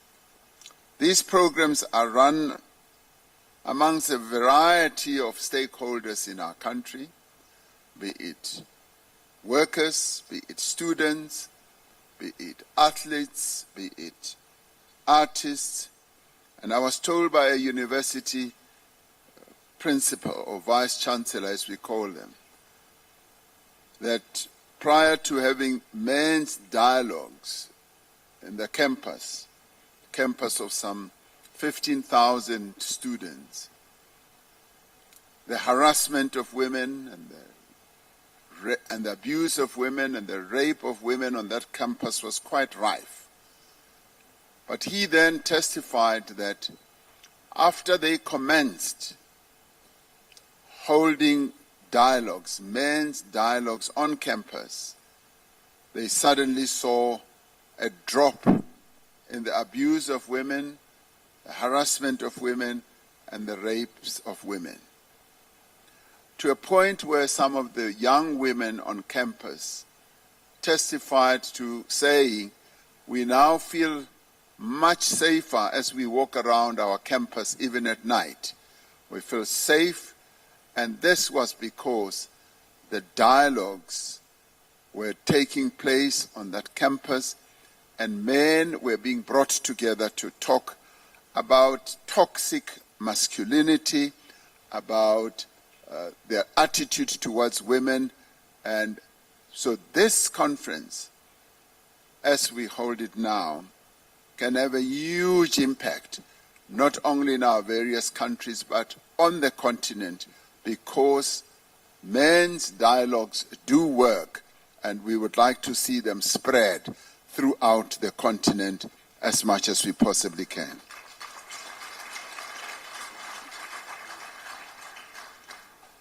Because while with these programs, we can see that while men are the main perpetrators of violence against women and children, men can also be at the forefront of bringing about a new society that respects the equal rights of men and girls, of women and girls. This has been recognized across our continent as well. This conference is now in its third year. The African Union Circle of Champions has been established, and work is underway towards an African convention to end violence against women and girls. This conference is an opportunity to consolidate our political commitment, to accelerate our collective efforts, and to define men's contribution to ending violence against women and girls. Now, as South Africa, we are working with our fellow leaders on the continent, and we stress the importance of an all-of-society approach that brings together business, labor, government, civil society to promote positive masculinity. And this has been so well represented here at this conference. And I'd like to applaud the organizers of this conference that a platform has been given to various groupings in our society, and indeed across the continent, to come and express their views, because this is an all-of-society project. This enables us to develop a common vision and indeed a roadmap and build structures throughout society. Because it is when we work through structures and with structures within our communities at regional, national, and continental level that we will be able to step up the prevention against abuse of women and girls. The Circle of Champions must continue to inspire high-level leadership in ending violence against women and girls. There must be renewed support for the African Union Commission in ensuring that the Maputo Protocol scorecard and index for the realization of women's rights is popularized and implemented. As we move ahead in negotiating an African Convention on ending violence against women and girls, we must ensure there is accountability through monitoring and evaluating progress that is being made in meeting the commitments of the Kinshasa Declaration. Lastly, we have to address structural inequality by broadening women's access to resources, and this was gainsaid by a number of speakers here, from Dr. Nkosazana Dlamini Zuma, as she stood here to speak, and many others of those who spoke. Broadening women's access to resources would be one of the key determinants of our ability to properly address this scourge. The availability or creation of jobs and creating opportunities for women, and at the same time also introducing laws, passing laws against the abuse of women and girls in various countries. This is critical. One of the simple laws that does need to be passed, for instance, is discrimination in pay levels, where men and women are paid different wages or salaries for the same jobs. We must ban that type of practice. And we must develop clear policies right across the continent on how we address and combat and eliminate violence against women and girls. And must also develop clear policies of how we advance women's empowerment. We do have great expectations of this conference. We must be creative, as I believe you have been, going by the various inputs that have been made here. We must be innovative, and we must also be resolute when it comes to the design and the implementation of dialogue, safe spaces, and other initiatives that enable men and boys to become more involved in this effort. We should learn from each other and share best practice. If other countries are doing a lot better than all of us, we should take time to learn how they are doing it and where we can improve what we are doing. We should also understand how what works in one context could be adapted to work in another context. We should also see how we can fund this work in an economically constrained environment. Of course, programs such as these require resources. They require money, and we must therefore make sure that money is available. And it's good that we have a business community where all the money resides, and also a government which manages money and hopefully manages the money well. There's one thing, there's one thing that we all agree on, that positive masculinity can and must be harnessed as a powerful force for good. Ending violence against women and girls everywhere is and must be seen as our collective responsibility as society, but when it comes to the participation of men, that onus is even greater. We owe it to the women and the girls of our various countries and our continent to be better men, to be better fathers, to be better caregivers, to be better partners, and to be better sons. And I think the forebears, our forebears collectively on this continent, demand that the men of Africa should be better people, better men, better husbands, better partners.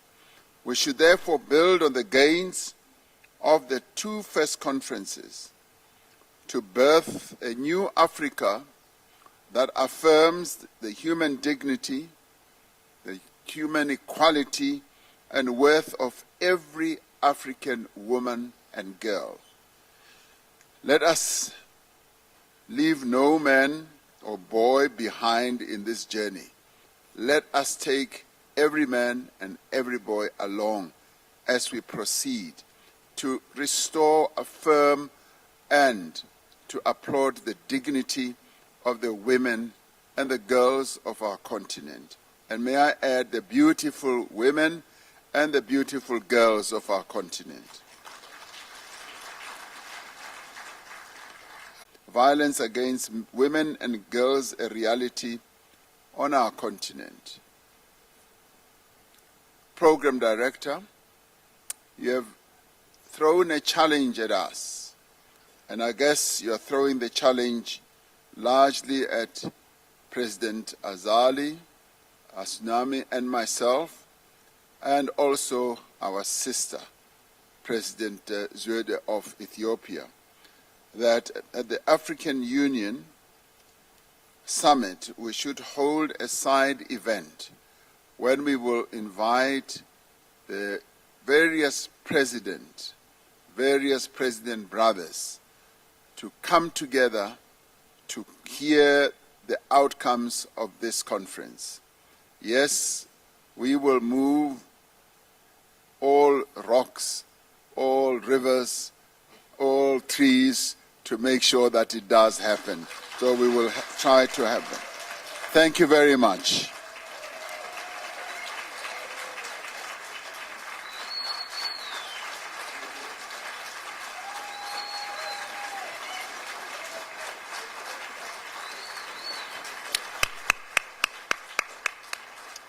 Thank you. Thank you very much, President. We are encouraged. And I will now ask the chairperson of the AU and the President of the Union of Comoros, President Azali Asumani. Please.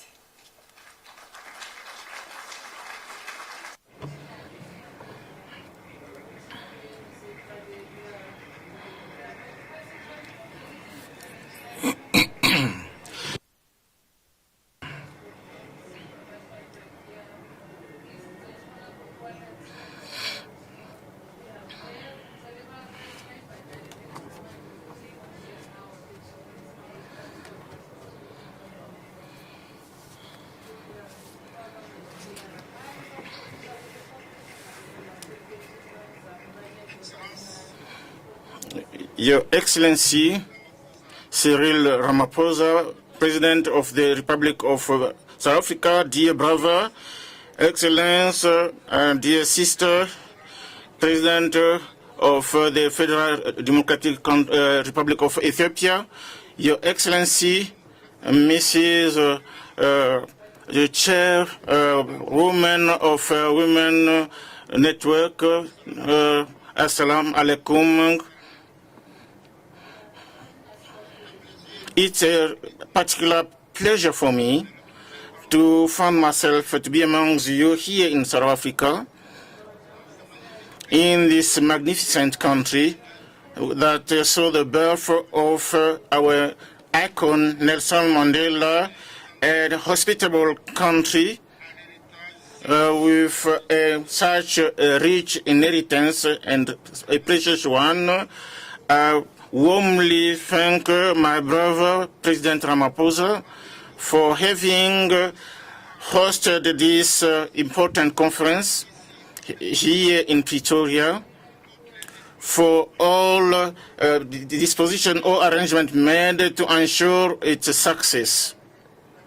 Thank as well all organizers, including yourself, that enable an effective conference to be held And I would like to pay a tribute to President Felix Tshisekedi as well as Macky Sall. Thanks to the leadership, the enlightened leadership have impulsed this continental dynamic relative to positive masculinity. Ladies and gentlemen, in last October, I have the honor and the privilege to preside the third conference of the network on positive masculinity that was held in Moroni. It was such a pride for us to be the witness of such a support that all Comorians are bringing to this work, aiming to protect women and girls against all forms of violence. We are gathered here today to take stock of our commitment and define the objective that should be reached to eradicate all forms of violence perpetrated against women and girls. In that context, I thank our sisters, former President and Vice President, for the constant commitment in favor of the protection of the women. I know, ladies, that you will continue with your effort with the same determination. I would like to assure you of our constant support to always take higher and higher the message in favor. Therefore, I would congratulate Madam, the Special Envoys of the African Commission for Women on Peace and Security and all of her team for the organization of this meeting and all parallel activities. I also congratulate ministers present here, including Mrs. Yakut, of health from Comoros and the technical teams, as well as our continental organization and international that for the work that were conducted, not only to prepare the consultations that took place in Comoros, and also of this conference on positive masculinity. I thank you. Thank you.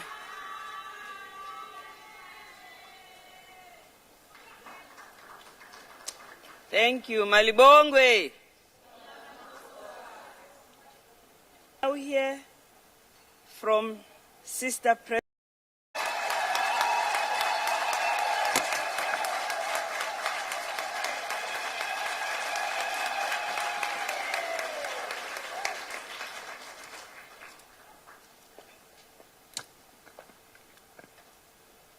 Thank you very much. Your Excellency, President Cyril Ramaphosa, President of the Republic of South Africa, President of Azali Asumani, President of Comoro, and the President of African Union for the 2023. Former President of Liberia, Patron of Aulin, Nobel Prize awardee, and I can go on and on. Madame Ellen Johnson-Sirleaf, Madame la Première Dame des Comores, the Madam of... I was tempted to name them all, but I will mention a few names, starting with you, my sister from Zewde, Dr. Zuma, the DCP, Special Envoy, Madame Diop, Ahuna, who is not in the room, and so on and so forth. So I would like to greet you all, ladies and gentlemen. I stand before you today with a profound sense of commitment to a cause that has long been at the heart of our collective journey towards a just and equitable Africa with the full participation of women. It is therefore not only an honor, but indeed a responsibility to take the floor at this momentous occasion of the third AU Men's Conference taking place as mentioned by President Ramaphosa during the 16 days activism against women, violence against women and girls. I would like to express my gratitude for the collective efforts that have brought us to this significant juncture. I had the pleasure of that country, so that led me to believe that there is a lot that we should learn from one another. The African Union's high-level presidential initiative, initiated in 2020, has indeed become a beacon of hope. What a legacy, my sister, President Johnson Sirleaf. And congratulations, President Ramaphosa, for having been the first champion. This didn't come as a surprise to many of us who know both of you. It reflects our shared commitment to eradicate the scourge of violence against women and girls, to ensure that women and girls suffering violence in Africa today becomes history. We recall the inaugural men's conference, as mentioned many times today, in Kinshasa in 2021 and Dakar conference a year later, both transformative change. Our journey has now reached a pivotal moment. The African Union Summit this year made also a historic decision to negotiate the EU Convention on Ending Violence Against Women and Girls. This convention, it has to be based on solid and unequivocal conviction. That is why it is important, if not critical, to have our champions, heads of states and government, more involved in the discussion and more present in our midst. I regret, really, to be very honest with you, their absence, because we need those who hold power, who can and should use it more so as we move to a critical stage. As I keep on saying, there is no sustainable emancipation of women without power. And power, they have it, men. They have resources and also, have the possibility to introduce policy changes. Our task ahead is also to continue unpacking what positive masculinity means for a better understanding and buy-in, what it means to our continent in light of our values, our traditions, our foundations. I understand you had a good conversation on that yesterday. To live up to our promises, to translate them into concrete actions. Pushing the Convention through the African Union procedures should not be taken lightly. We all remember how long it has taken to reach a big milestone for African women, the Maputo Protocol. So this is not an easy endeavor. We have to weigh the task ahead when we go into it. I cannot emphasize enough the role of education with its transformative power, reviewing curriculums in order to know what to learn and what to unlearn, what we teach to our boys and girls. We need to change the futures of education. We have to give priority to that sector as well. As you maybe know, the Universal Declaration on Human Rights is turning 75 this year. It is time for women in general, African women in particular, to have their basic human rights respected. And we are very far from it. Professor Sanait has been very eloquent on that one. We are on the right track, and we should continue struggling. As President Johnson Sirleaf said, we are tired of asking, we should act, and acting now. We will get there ultimately. Thank you very much.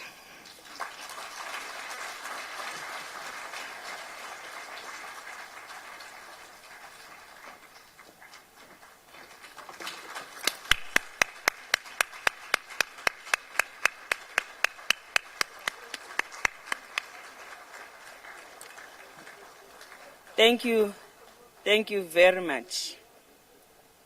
We will now see and hear from our champion, President of DRC, President Tshisekedi. He is the African Union champion for positive masculinity.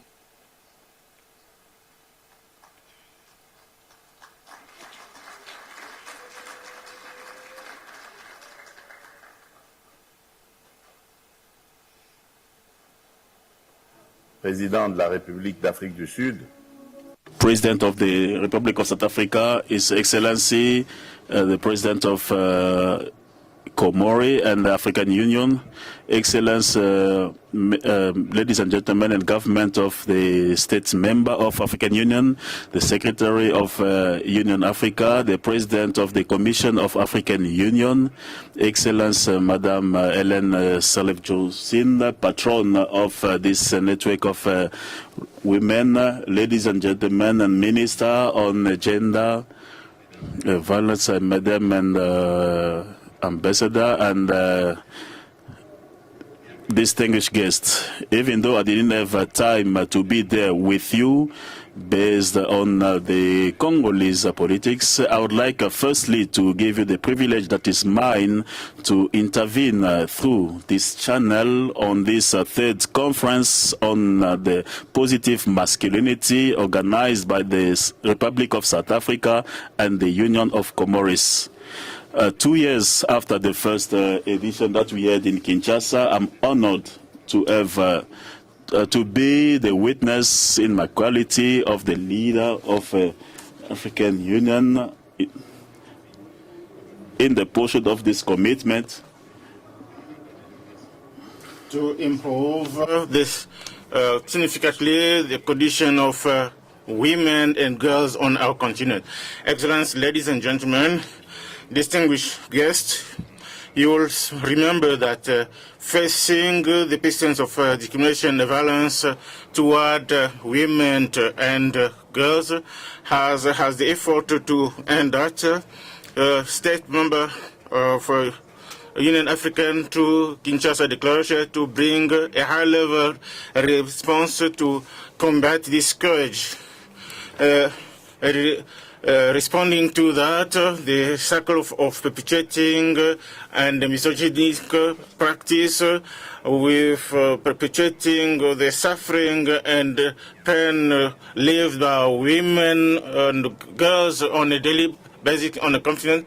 A call to action was made during a conference in Dakar. That call to action has the aim to implement the Kinshasa Declaration. Unfortunately, we have noted that up to now the intention manifested remains fragile because of the persistence of the scourge. That is why, to strengthen this decision made in Kinshasa and Dakar, we committed to go further by getting a constraining legal instrument. Therefore, I'm happy of this conference, which will not only take hold of the conference in 2021 to seal our common will to protect our women and girls, a better framework for living. Excellent ladies and gentlemen, with regard to my country, despite the aggression perpetrated by Rwanda in North Kivu province, through its proxy terrorists are creating desolation with a systematic rape of population.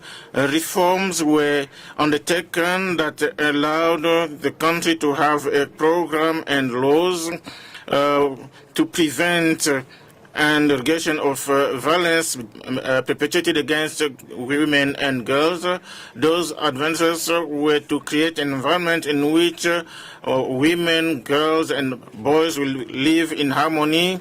That I can set at a national level the campaign for zero tolerance against violence perpetrated against women, which action plan is being revised. The law relative to reparation of victims of violence linked to conflict, the law on domestic violence, economic as well, and at the appointment of a certain amount of women, the implementation of a fund for the reparation of victims and integrated sectoral center, and the adoption in December 2022 on the Act on the human trade. Mostly women and girls are the main victims, without forgetting a new national plan of action against child marriage. And because of the war, at a moment when Congolese are preparing for elections, some mechanisms have been put in place to guarantee the effective participation of women.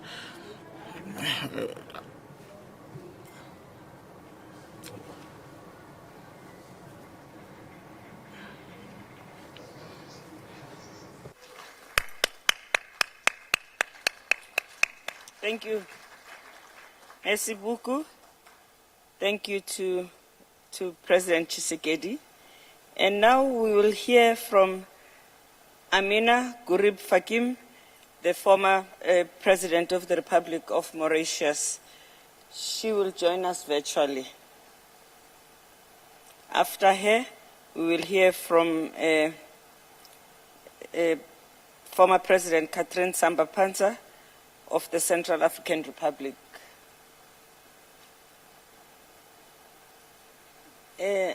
Amina, you can talk.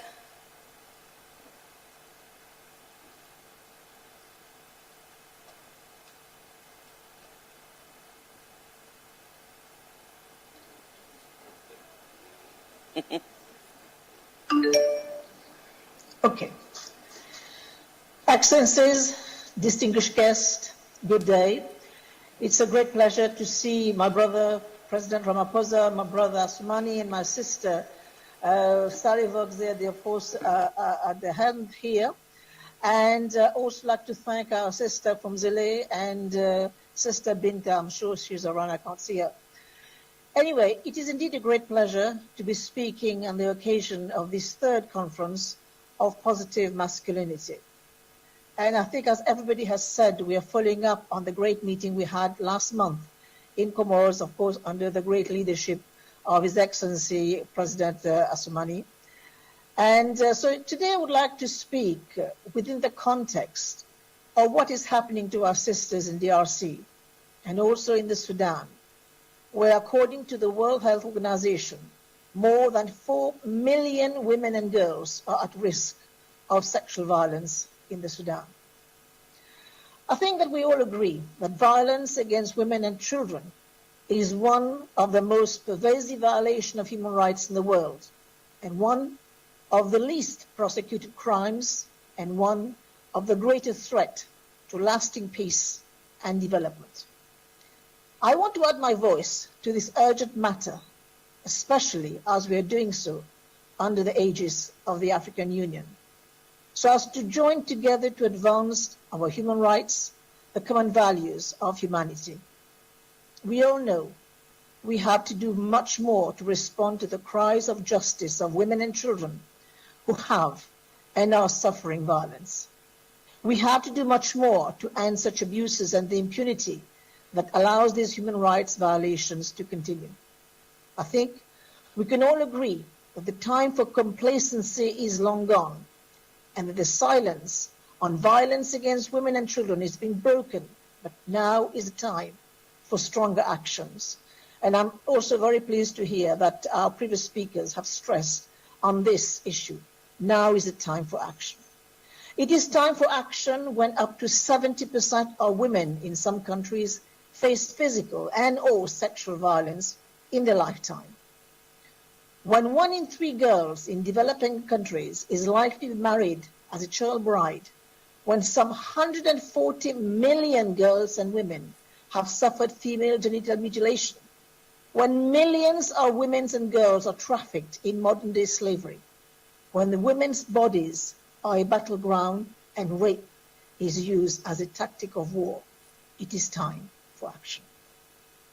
This action against women and children has tremendous cost to communities, nations, and societies for public well-being, health and safety, school achievement, productivity, law enforcement, and public programs and budgets. If left unaddressed, these human rights violations pose serious consequences for current and future generations and for efforts to ensure peace and security, to reduce poverty and to achieve the SDGs, as well as the next generation of development goals. The effects of violence can remain with women and children for a lifetime, and unfortunately can pass from one generation to another.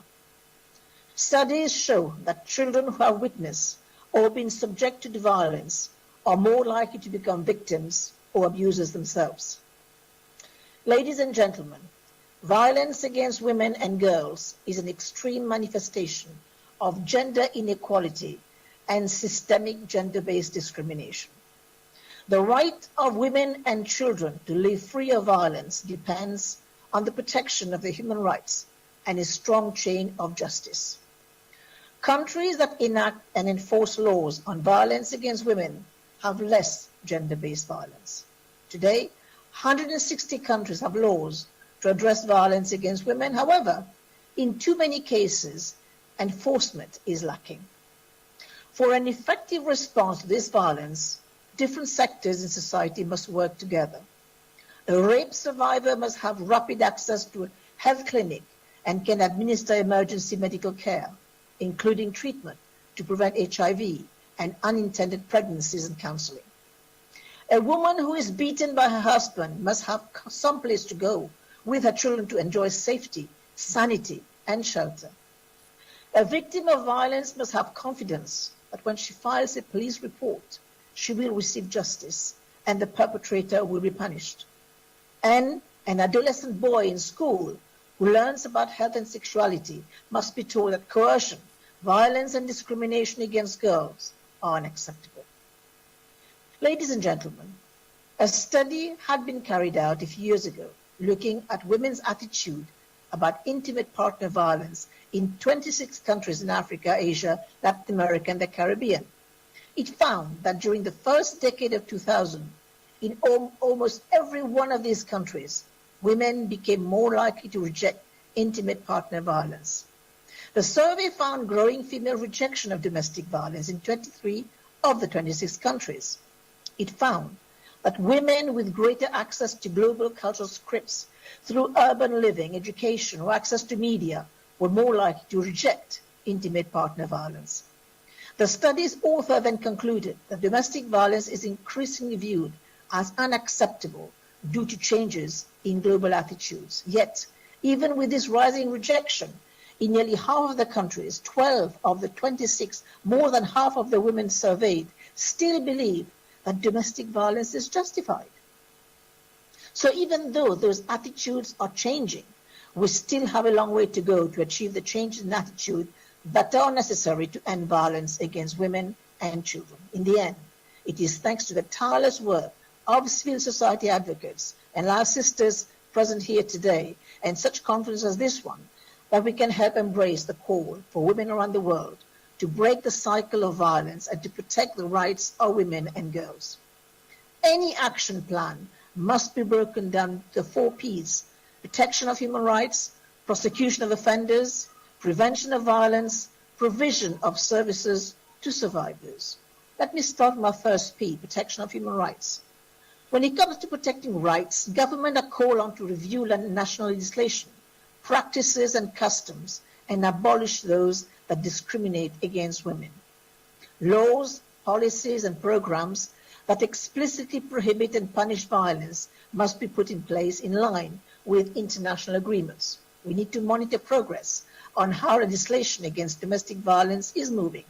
Interestingly, while many countries have legislation against sexual harassment, Only few have legislation against marital rape, for example. On to my second P, providing services. When it comes to providing services, there has been clear agreements called for strong action to improve the quality and accessibility of services so that women have prompt access to services regardless of their location, race, income, or age. These include healthcare services, including post-rape care, emergency contraception, abortion where legal, immediate and effective police response, psychological support and counseling, legal advice and protection orders, shelter, telephone lines, social assistance. Response must be timely and efficient to end a culture of hopelessness and impunity and foster a culture of justice and support. A third P, prosecuting offenders. The only way to prosecute offenders is to end impunity by enforcing the laws. Courts and the justice system must be accessible and responsive to criminal and civil matters relating to violence against women. Women must be informed of their legal rights and supported to navigate the legal system. And for this end, we need more women police officers, more women prosecutors, more judges, women, because we know that women serving on the front lines of justice strengthen justice for women and children. Preventing violence against women is my fourth P. When it comes to preventing violence, we must address the root cause of gender inequality and discrimination. And evidence shows that where the gender gap is greater in the status of women's health, participation in the economy, educational levels, representation in politics, women are more likely to be subjected to violence. Especially important is women empowerment as a prevention strategy. We must promote a culture of equality between men and women through institutional and legal reform, education, awareness raising, and the full engagement of men and boys. Ladies and gentlemen, ending violence against women must remain a key priority through our global, regional, and national programs. We need to support the development of laws, national action plans, and policies and training programs.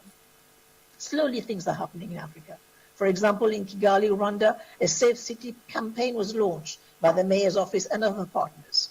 The city is advocating for reform to an existing law on gender-based violence to include measures on sexual harassment and violence in public spaces.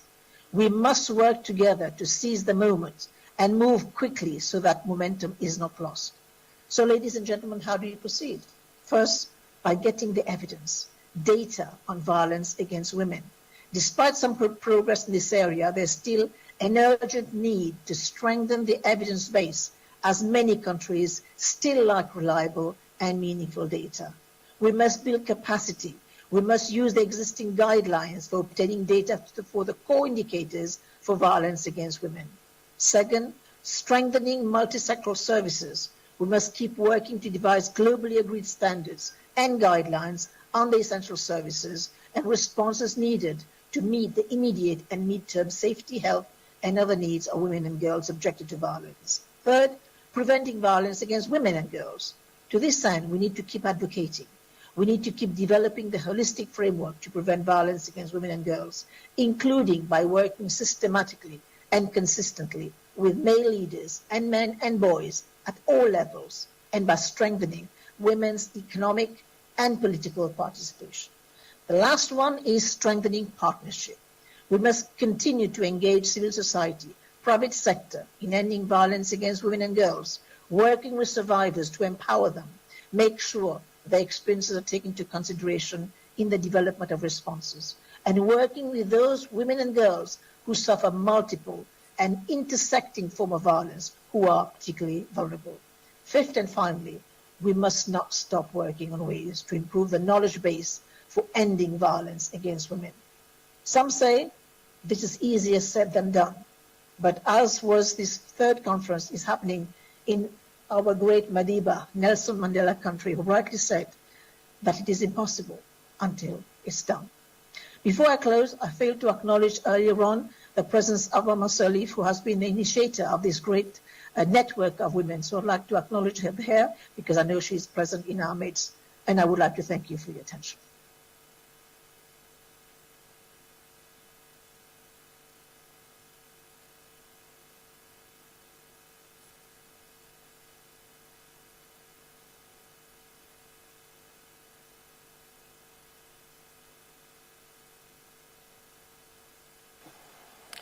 The last contribution by President Samba-Panza.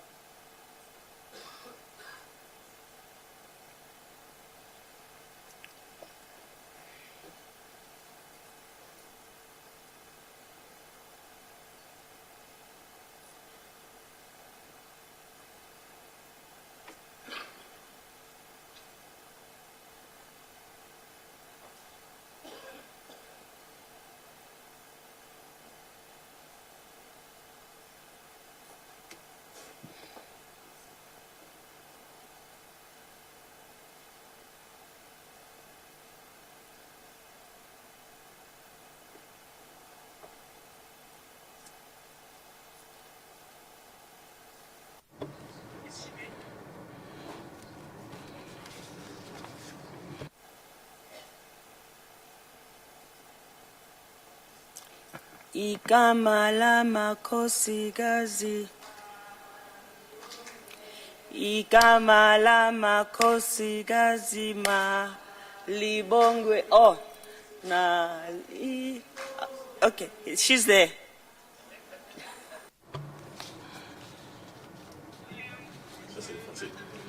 His Excellency Mr. Matamela Ramaphosa, President of the Republic of South Africa, for the invitation that was sent to me personally. The noble objective that this conference with Emil, which is in harmony with my own commitment for the need of the women, could only cause me to bring all my support for the success of this conference. However, not being able to honor the invitation by taking place that conference in presence, the President Ramaphosa made everything so that I be among you, thanks to the new information technology and communication. I am very grateful to him. My gratitude goes also to Honorable Dr. Olive Sichana and all her team that made this participation technically possible. I would now once also express my gratitude to the brave people of the Republic of South Africa and its government for all the means that was mobilized and the hospitality for that put this conference at the center of which we are at the side of the women and the girls of Africa, often victims of systematized violence that no more authorize an indifference. I would like to salute the constant commitment of His Excellency Mrs. President of the Federal Republic of Ethiopia and the President of the Republic of United Republic of Tanzania and Excellency Amina Buru Fatim, former President of the Republic of Maurice, who are pioneers who in the constant presence illustrate their attachment to the this issue of the women on the continent. Your Excellency and distinguished personalities, ladies and gentlemen, I was able to follow this opening session yesterday. I associate myself completely to the strong ideas that were said in the introductive presentation, which are model for the exchange for this conference. I also followed with much attention the consultative report before the third conference that was gathered by women, young and traditional and religious and of the academic world as well as the private sector. These report are saying one constant: violence are becoming higher in proportion. They have become endemic despite the declaration and call to action and the frightening characteristic of a composite which is non-essential in our society of our respective society. It's about men that we are asking to play the role without any hesitation to combat so that the violence would end toward the women and the girls. We cannot succeed the struggle against without the engagement and the involvement of women on our side. That is why I'm saluting the men who are beside the women, supporting with abnegation through the multiple action to render the woman empowerment a reality. For this, I would like to salute and congratulate head of state and government of member state of Union African who are champion of the human cause, who work relentlessly to ensure the promotion of positive masculinity in the respective countries and on the continent on a general basis. The annual conference on positive masculinity is a great opportunity to involve discussion for those who can or what can be done in order to translate good intention of a head of state in concrete measure followed by significant action to reverse the trend of violence perpetrated against women and girls. Excellency, ladies and gentlemen, allow me to renew that the African continent has today, beyond the legal instrument, some strong legal instrument ensuring the right to women and girls to eradicate all form of violence toward them. But unfortunately, we can note that on the world scale, a lot of violence is taking place. More than 50% of those violence cases against women and girls are taking place on our continent. Those violence have their origin in the inequality facing women and girls all of their life, from childhood to old age. Those violence are undermining their life and maintain them in poverty. It is restrain the choice by limiting possibility to access education, to earn, have earning and participate to the public life. On the other hand, the humanitarian crisis in situation of conflict increase even more the vulnerability of women in the presence of violence. Therefore, the aspiration for peace and gratitude, it provides a lot of inequality on the continent. Those who suffer the most are the women, who become vulnerable persons.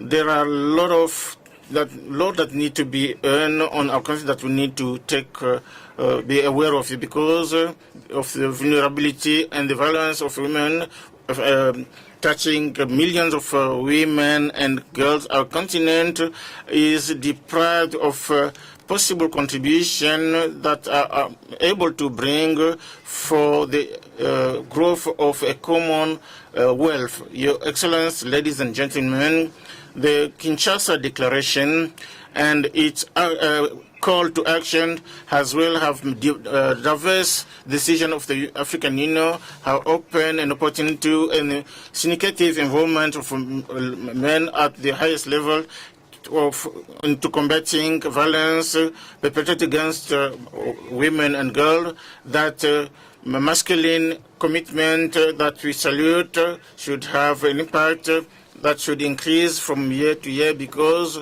when there will be many men changing their attitude and behavior and having a positive attitude toward women, all hope is allowed. Let it be attained rapidly to end violence against women and girls in the coming decade. But women them also should be alert.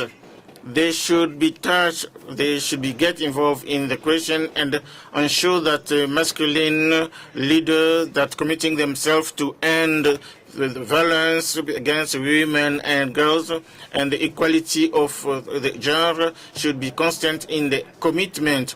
It's up to women as well to think on the ways and means that they can contribute to the implementation of Kinshasa Declaration and amplify the commitment and action that men should undertake.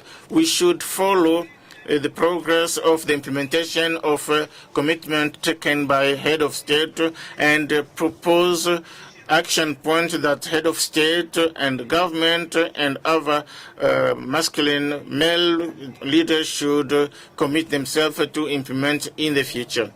We need to propose a recommendation and strategies which are concrete at that regard.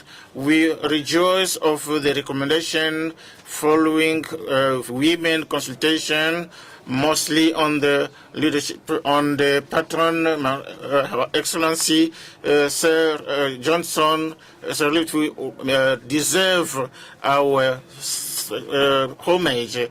The adoption of law protecting women and also punishing the perpetrator of violence against women and girls, linked to women and girls, and remove what preventing women to express themselves because of the retaliation that they must suffer. I'm associating myself to the African Union initiative to have a political strategy to facilitate negotiation, the adoption, the ratification, the domestication and the implementation of the Convention of the African Union to end violence toward women and girls. Those initiatives should be accompanied by a campaign through media and education, school education and information action at root level to guarantee that positive masculinity should be well integrated in the spirit of citizen and taken into consideration in the activities post-conference. Your Excellencies, ladies and gentlemen, this is therefore the content of my message on the implementation of the Kinshasa Declaration and the call to action. I thank you enormously for your kind attention.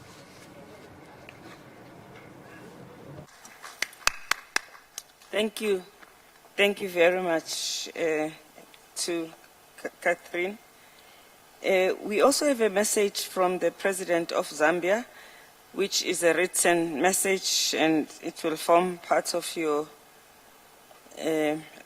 package. Just to extract, he pleads for us to do something about the ending of child marriage. And he urges the African Union and the member states to take on this task urgently.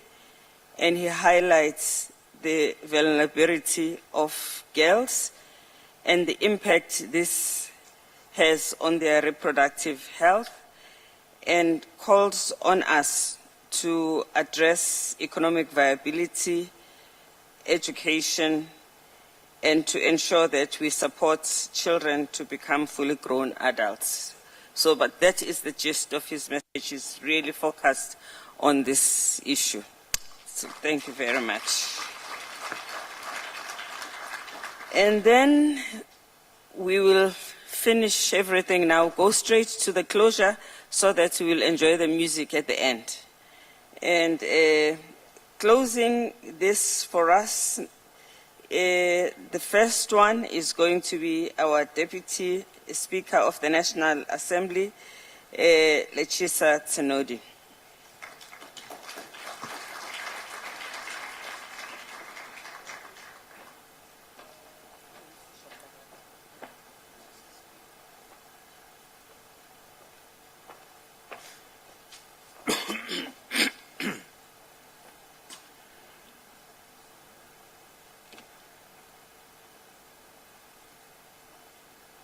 Let me... Alors, aidez-moi à me référer à tout protocole, et spécialement à l'application créative, à la référence mère, sœur, et spécialement. I feel at home. Thank you very much for the opportunity to read this. Now, I like the ring of the preamble, President, especially because of who I'm not.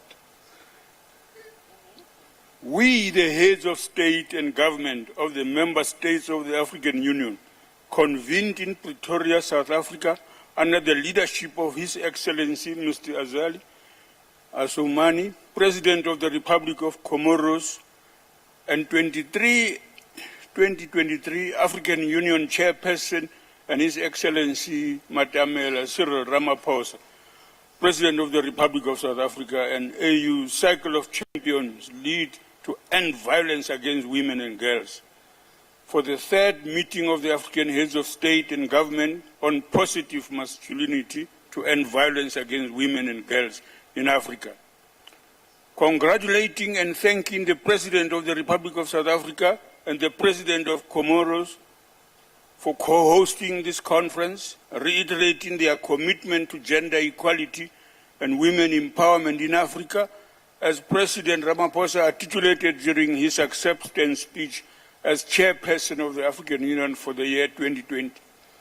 Commending His Excellency Felix Antoine Tshisekedi Chilombo, President of the Democratic Republic of Congo and 2021 chairperson of the African Union, and His Excellency Macky Sall, President of the Republic of Senegal, and 2020 the first and second men's conferences on positive masculinity, and for their leadership in shaping the agenda of this continental initiative. Saluting Her Excellency Ellen Johnson Sirleaf, former President of the Republic of Liberia and patron of the African Women Leaders Network, for steering efforts to enhance men's engagement for the advancement of women's rights in Africa. Commending His Excellency Nana Akufo-Addo, President of the Republic of Ghana and AU leader on gender and development issues in Africa, our continent, and His Excellency Moussa Faki Mohamed, Chairperson of the African Union Commission, for their leadership in monitoring the implementation of gender initiatives in our continent, Africa. Appreciating the partnership and continued support of the United Nations system, the presentation of gender, the promotion of gender equality and women empowerment in Africa. Welcoming the commendable initiative of African leaders for gender equality and women's empowerment in Africa, based on the African Union Agenda 2063 and the United Nations 2030 on Sustainable Development Goals. Recalling the promises of the protocol to the African Charter on Human and People's Rights on the Rights of Women in Africa, the Maputo Protocol 2003, to uphold the rights of women in peace, human dignity, protection and participation in the Solemn Declaration on Gender Equality and Women Empowerment in Africa. Congratulating the various stakeholders for their valuable contributions to the endeavor to end violence against women and girls through outcomes of the various consultations of traditional religious leaders, women leaders, the youth, the private sector, inclusive of business and labor, civil society sector, and the academia. Acknowledging that violence against women and girls in Africa continues to destroy the lives of women and girls of Africa, despite the often reiterated commitment of states to eradicate all forms of discriminations against women and girls. Have agreed as follows: accelerate our actions to create an environment for gender equality, women empowerment and leadership in our continent, endeavor to dismantle patriarchal systems that create inequalities and to foster positive masculinity, to rebuild the African social fabric through processes that heal and rehumanize individuals, institutions, leadership, and societies to embody the values of human dignity, equality, freedom, and self-determination. Ensure that the historical and structural drivers of violence against women and girls in the continent are identified and addressed in the economic, cultural, social, and governance spheres. Commit to provide the necessary resources to address violence against women and girls, ensure sustainability through national budgetary allocations. Reiterate our commitment to implementation of the Africa Decade for Women, Financial and Economic Inclusion, enhancing efforts to enable women's economic power, address linkages between lack of economic and financial inclusion with women's vulnerability to violence. Encourage and support African research for evidence-based interventions to end violence against women and girls, implementation of research findings and best practices of positive masculinity in our continent. Commit to capitalize on the cycle of champions to mobilize a wider cycle of male leaders in various spheres to drive to end violence against women and girls across the continent, paying particular attention to intergenerational dialogues, engagement with young men and boys. Also commit to activate all avenues to enhance participation and leadership of women in spheres of decision-making at all levels and all sectors of society, fulfill Africa Agenda 2063 promises of a people-centered continent. Reiterate support to the process accelerating the elaboration of the African Union Convention on ending violence against women and girls. Request the chairperson of the African Union to monitor the implementation of the outcomes of the men's conferences on positive masculinity and report annually to the Conference of Heads of State and Government, done in Pretoria this day. That's the line of march on this journey towards our convention. Thank you.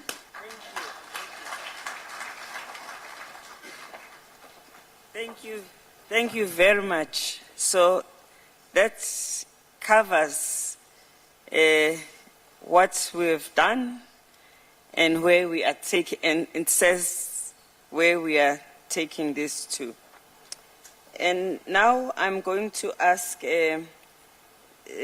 Minister Loop Yakub Zewde, who's Minister of Health, Solidarity, Social Protection and Gender Promotion in the Union of Comoros.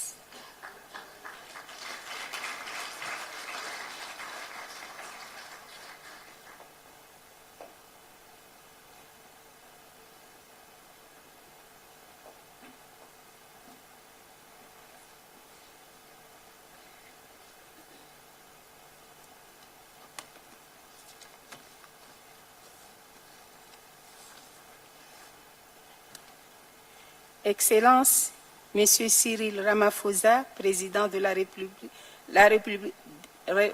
de l'Afrique du Sud, Excellences, Republic of South Africa, Excellence Mr. Azali Asumani, President of the Union Comoros and President of African Union, Excellence Madame Azali Asumani, and the two President of the Federal Republic of Ethiopia, Excellence Madam Johnson Sirleaf, former President of Liberia, Chairman of Leader Network in Africa, ladies and gentlemen, having stood on all protocol facilities that was put at our disposal and that have contributed to make this contribution a success.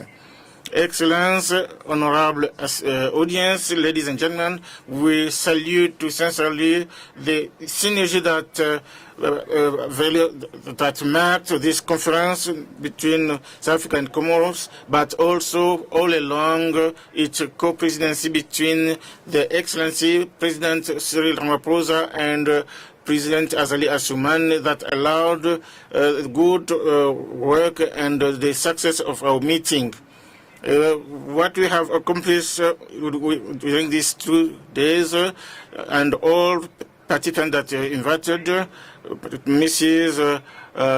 Zuma and myself for the constant support and our collaborators, and that was in turn by our head of state give us a conscientization of positive masculinity and the rapid implementation of effective measures to end violence toward women and girls in Africa. Allow me to thank President Felix Tshisekedi and President Macky Sall, who have made brought more dynamism by involving DRC as well as the Republic of Senegal in the first conference on positive masculinity. Allow me as well to thank His Excellency the President Nana Akufo-Addo of the Republic of Ghana and the champion of African Union on gender issue and the development in Africa, and His Excellency Mr. Fakim, President of the African Commission, who, through the leadership, ensuring in a significant way the implementation of equality of gender in Africa. Allow me to salute former President mostly Madam Johnson Sirleaf and Mrs. Amina Burfako for the action that they are undertaking with determination in favor of the protection of the women. We congratulate as well, naturally, our dear sister, Madame Bineta Diop, Special Envoy of the Commission of the Union for the Security of Women and Peace, and the contribution to the success of our works. Excellence, ladies and gentlemen, we convened through our exchange to create an environment through the empowerment of women. We also agreed to fight all systems that favor inequality and provide necessary resources to combat violence perpetrated against women and girls. We committed ourselves to strengthen the empowerment of women, to render them more free and independent by allowing a dialogue between intergenerational dialogue. We also committed ourselves to support the development of African Union Convention with regard to violence perpetrated to women and girls, and defining the commitment of our summit to eradicate violence perpetrated against women and girls that might compromise the future of our continent. Therefore, we are convinced that through experience sharing, different commitment, but also and mostly the leadership that is acting leadership from President Ramaphosa and President Asumani, and the implementation of this summit that will take place so that we can give more chance to women and girls to for their well-being, and also have inclusive economic inclusion on our continent. Allow me to, in concluding, to thank once again His Excellency Cyril Ramaphosa, as well as all of the South African Authority, for having hosted this summit in your beautiful country of our emblematic figure, Madiba, which is the pride of Africa and the rest of the world that aspire to a world and will continue to inspire our actions.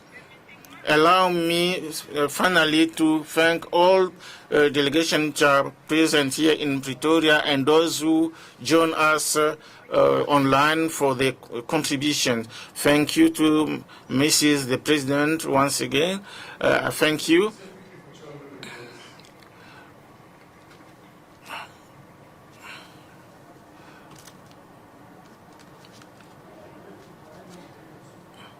Okay, it's good.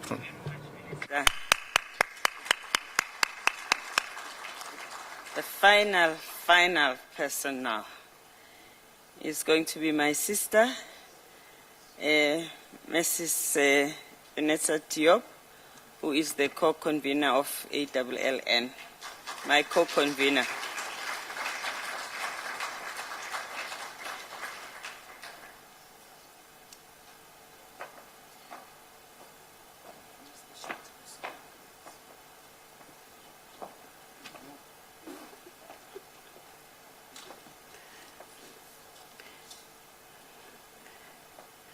Thank you, Madam Program Director, my dear sister, giving me the floor. And I think everything has been said, just a vote of thanks. Let me say, as we bring the all protocol observed, the third AU Men's Conference on Positive Masculinity to a close, I am honored to stand before you with a profound sense of gratitude and purpose and achievement. I think we have done a lot in these last 2 days. And to the President of South Africa, Excellency Cyril Ramaphosa, and the President of the Union of the Comores, Excellency Azali Asumani, we extend our profound appreciation for the inspirational leadership you provided in initiating, shaping, and co-hosting this conference. Your commitment to cultivating positive masculinity in leadership to combat violence against women and girls in Africa has been the driving force beyond the success of this event. Thank you, President Ramaphosa, for your personal involvement. Monsieur le Président Asumani, merci d'avoir ramené. Thank you, Mr. President Asumani, for bringing with us the stuff of your island in the rainbow country. So your presence here next to your brother with a big delegation coming from Comoros, it's showing the Pan-African spirit which is in you. Through you, the head of state here present, His Excellencies, would like to thank the people of the Comoros and South Africa for their mobilization and for their contribution. And the Madam First Lady, thank you for your presence, which is not a surprise to us because you are involved in all the fight next to your husband. Thank you very much. To the Excellence Madam Azali Zewde, President of the Republic of Ethiopia, who is the patron and pioneer. You inspire us always. You always with us. You guide us. You accompany us. You accompany our actions. Thank you very much, our dear sister. Excellency Ma Ellen Johnson Sirleaf, the Aulin patron, whose pioneering efforts underscore the significance of engaging male political leadership on this continent. We were happy that at the end you convinced President Ramaphosa to have this conversation. We are very proud of this leadership that we have seen in our continent today. To my sister and to my ex-boss, Nkosazana Dlamini Zuma, the women of this continent, thank you. You, Agenda 2063, we remember you and we continue to salute you. To the one that have our agenda inside the African Union, Madam Nalendi Pandor, who is now hosting us here, and your team, and our agenda you will carry to the AU tomorrow. Thank you for hosting us, Madam, and your team. And let me also thank all the pioneers, the champion. I will not go into detail, Nana Akufo-Addo, Macky Sall, but also Antoine, Felix Antoine Tshisekedi, we thank them. To the Deputy Chairperson, my dear sister Monique, thank you. And through you, we wanted to thank the leadership of Musa Faki, who have made us be here and who took this process that we took us so far. Thank you for your leadership, my dear sister Monique, for allowing us, also your team, to be here today. We received message from President Adama Barrow from the Gambia, and I think we need to recognize that as well. So many, Excellency, many women leaders are in this room. We will not name them all, but we received message, delegation from Madam Samia Suluhu Hassan, President of Tanzania, who sent the delegation, but also, yes, thank you. But also let me recognize, if you allow me a minute, to say that message from Joyce Banda of Malawi also, but we have here the presence of PAO, the president of PAO, Nis Ipenge, but also we wanted our Njaisek, Ambassador Mula Mula of Tanzania. Our youth envoy is in the room, is also in this room. So additionally, I think thanking all the women leaders, young people, and traditional and religious, civil society, academia, private sector, everybody who have been part of the consultation, but those who have been leading this conversation. We convey gratitude to the Presidential Working Group, Professor Olive and your team. Thank you. We wanted to also thank Madam Kultum and your team. Thank you. Madam Victoria and your team. Thank you. We need to recognize you. And let me say the United Nations agencies. Without you, we will not be where we are today. UN Women, Maxim, the He for She, UNDP, we had AUNA, the UNFPA, Saturn and APA, where are you? The UNESCO Office of the High Commissioner for Human Rights, the ILO, also we want to recognize you, those who sponsor us. Nelson, the resident coordinator, where is Nelson? Thank you as well. We have the sponsor and partners, GIZ, La Francophonie, and country partners who have supported the consultation, Senegal, DRC, Ghana, next to Comoros, and South Africa. And after saying that, I said the challenge we face here really significant. But it's also our collective determination is also a challenge, and we need to accept that. So as we resume our respective role and responsibility, let's embrace the ideals of positive masculinity that Madam Zuma have said it should be in everybody. So let me just say on behalf of Excellency Musa Faki Mohammed and the Deputy Chairperson, Madam Monique, and the entire Commission, we express our appreciation to each one of you for your contribution, thoughtful insights, and unwavering commitment to this vital cause. May the seeds sown here today in South Africa, a country symbol of obtention of rights and liberation through struggle, flourish into a garden of equality, justice, and peace for all. Our next challenge is to ensure that the convention is in place and adopted during the next assembly in February 2024 for the realization of that common aspiration. We count on the continued support of our champion and their peers. Before I conclude, we have also the resource person in this room that have really played a critical role. Thank you, the resource, because you have made us understanding positive masculinity more, but also making sure that we have the content of the declaration, but also the content of the convention. We want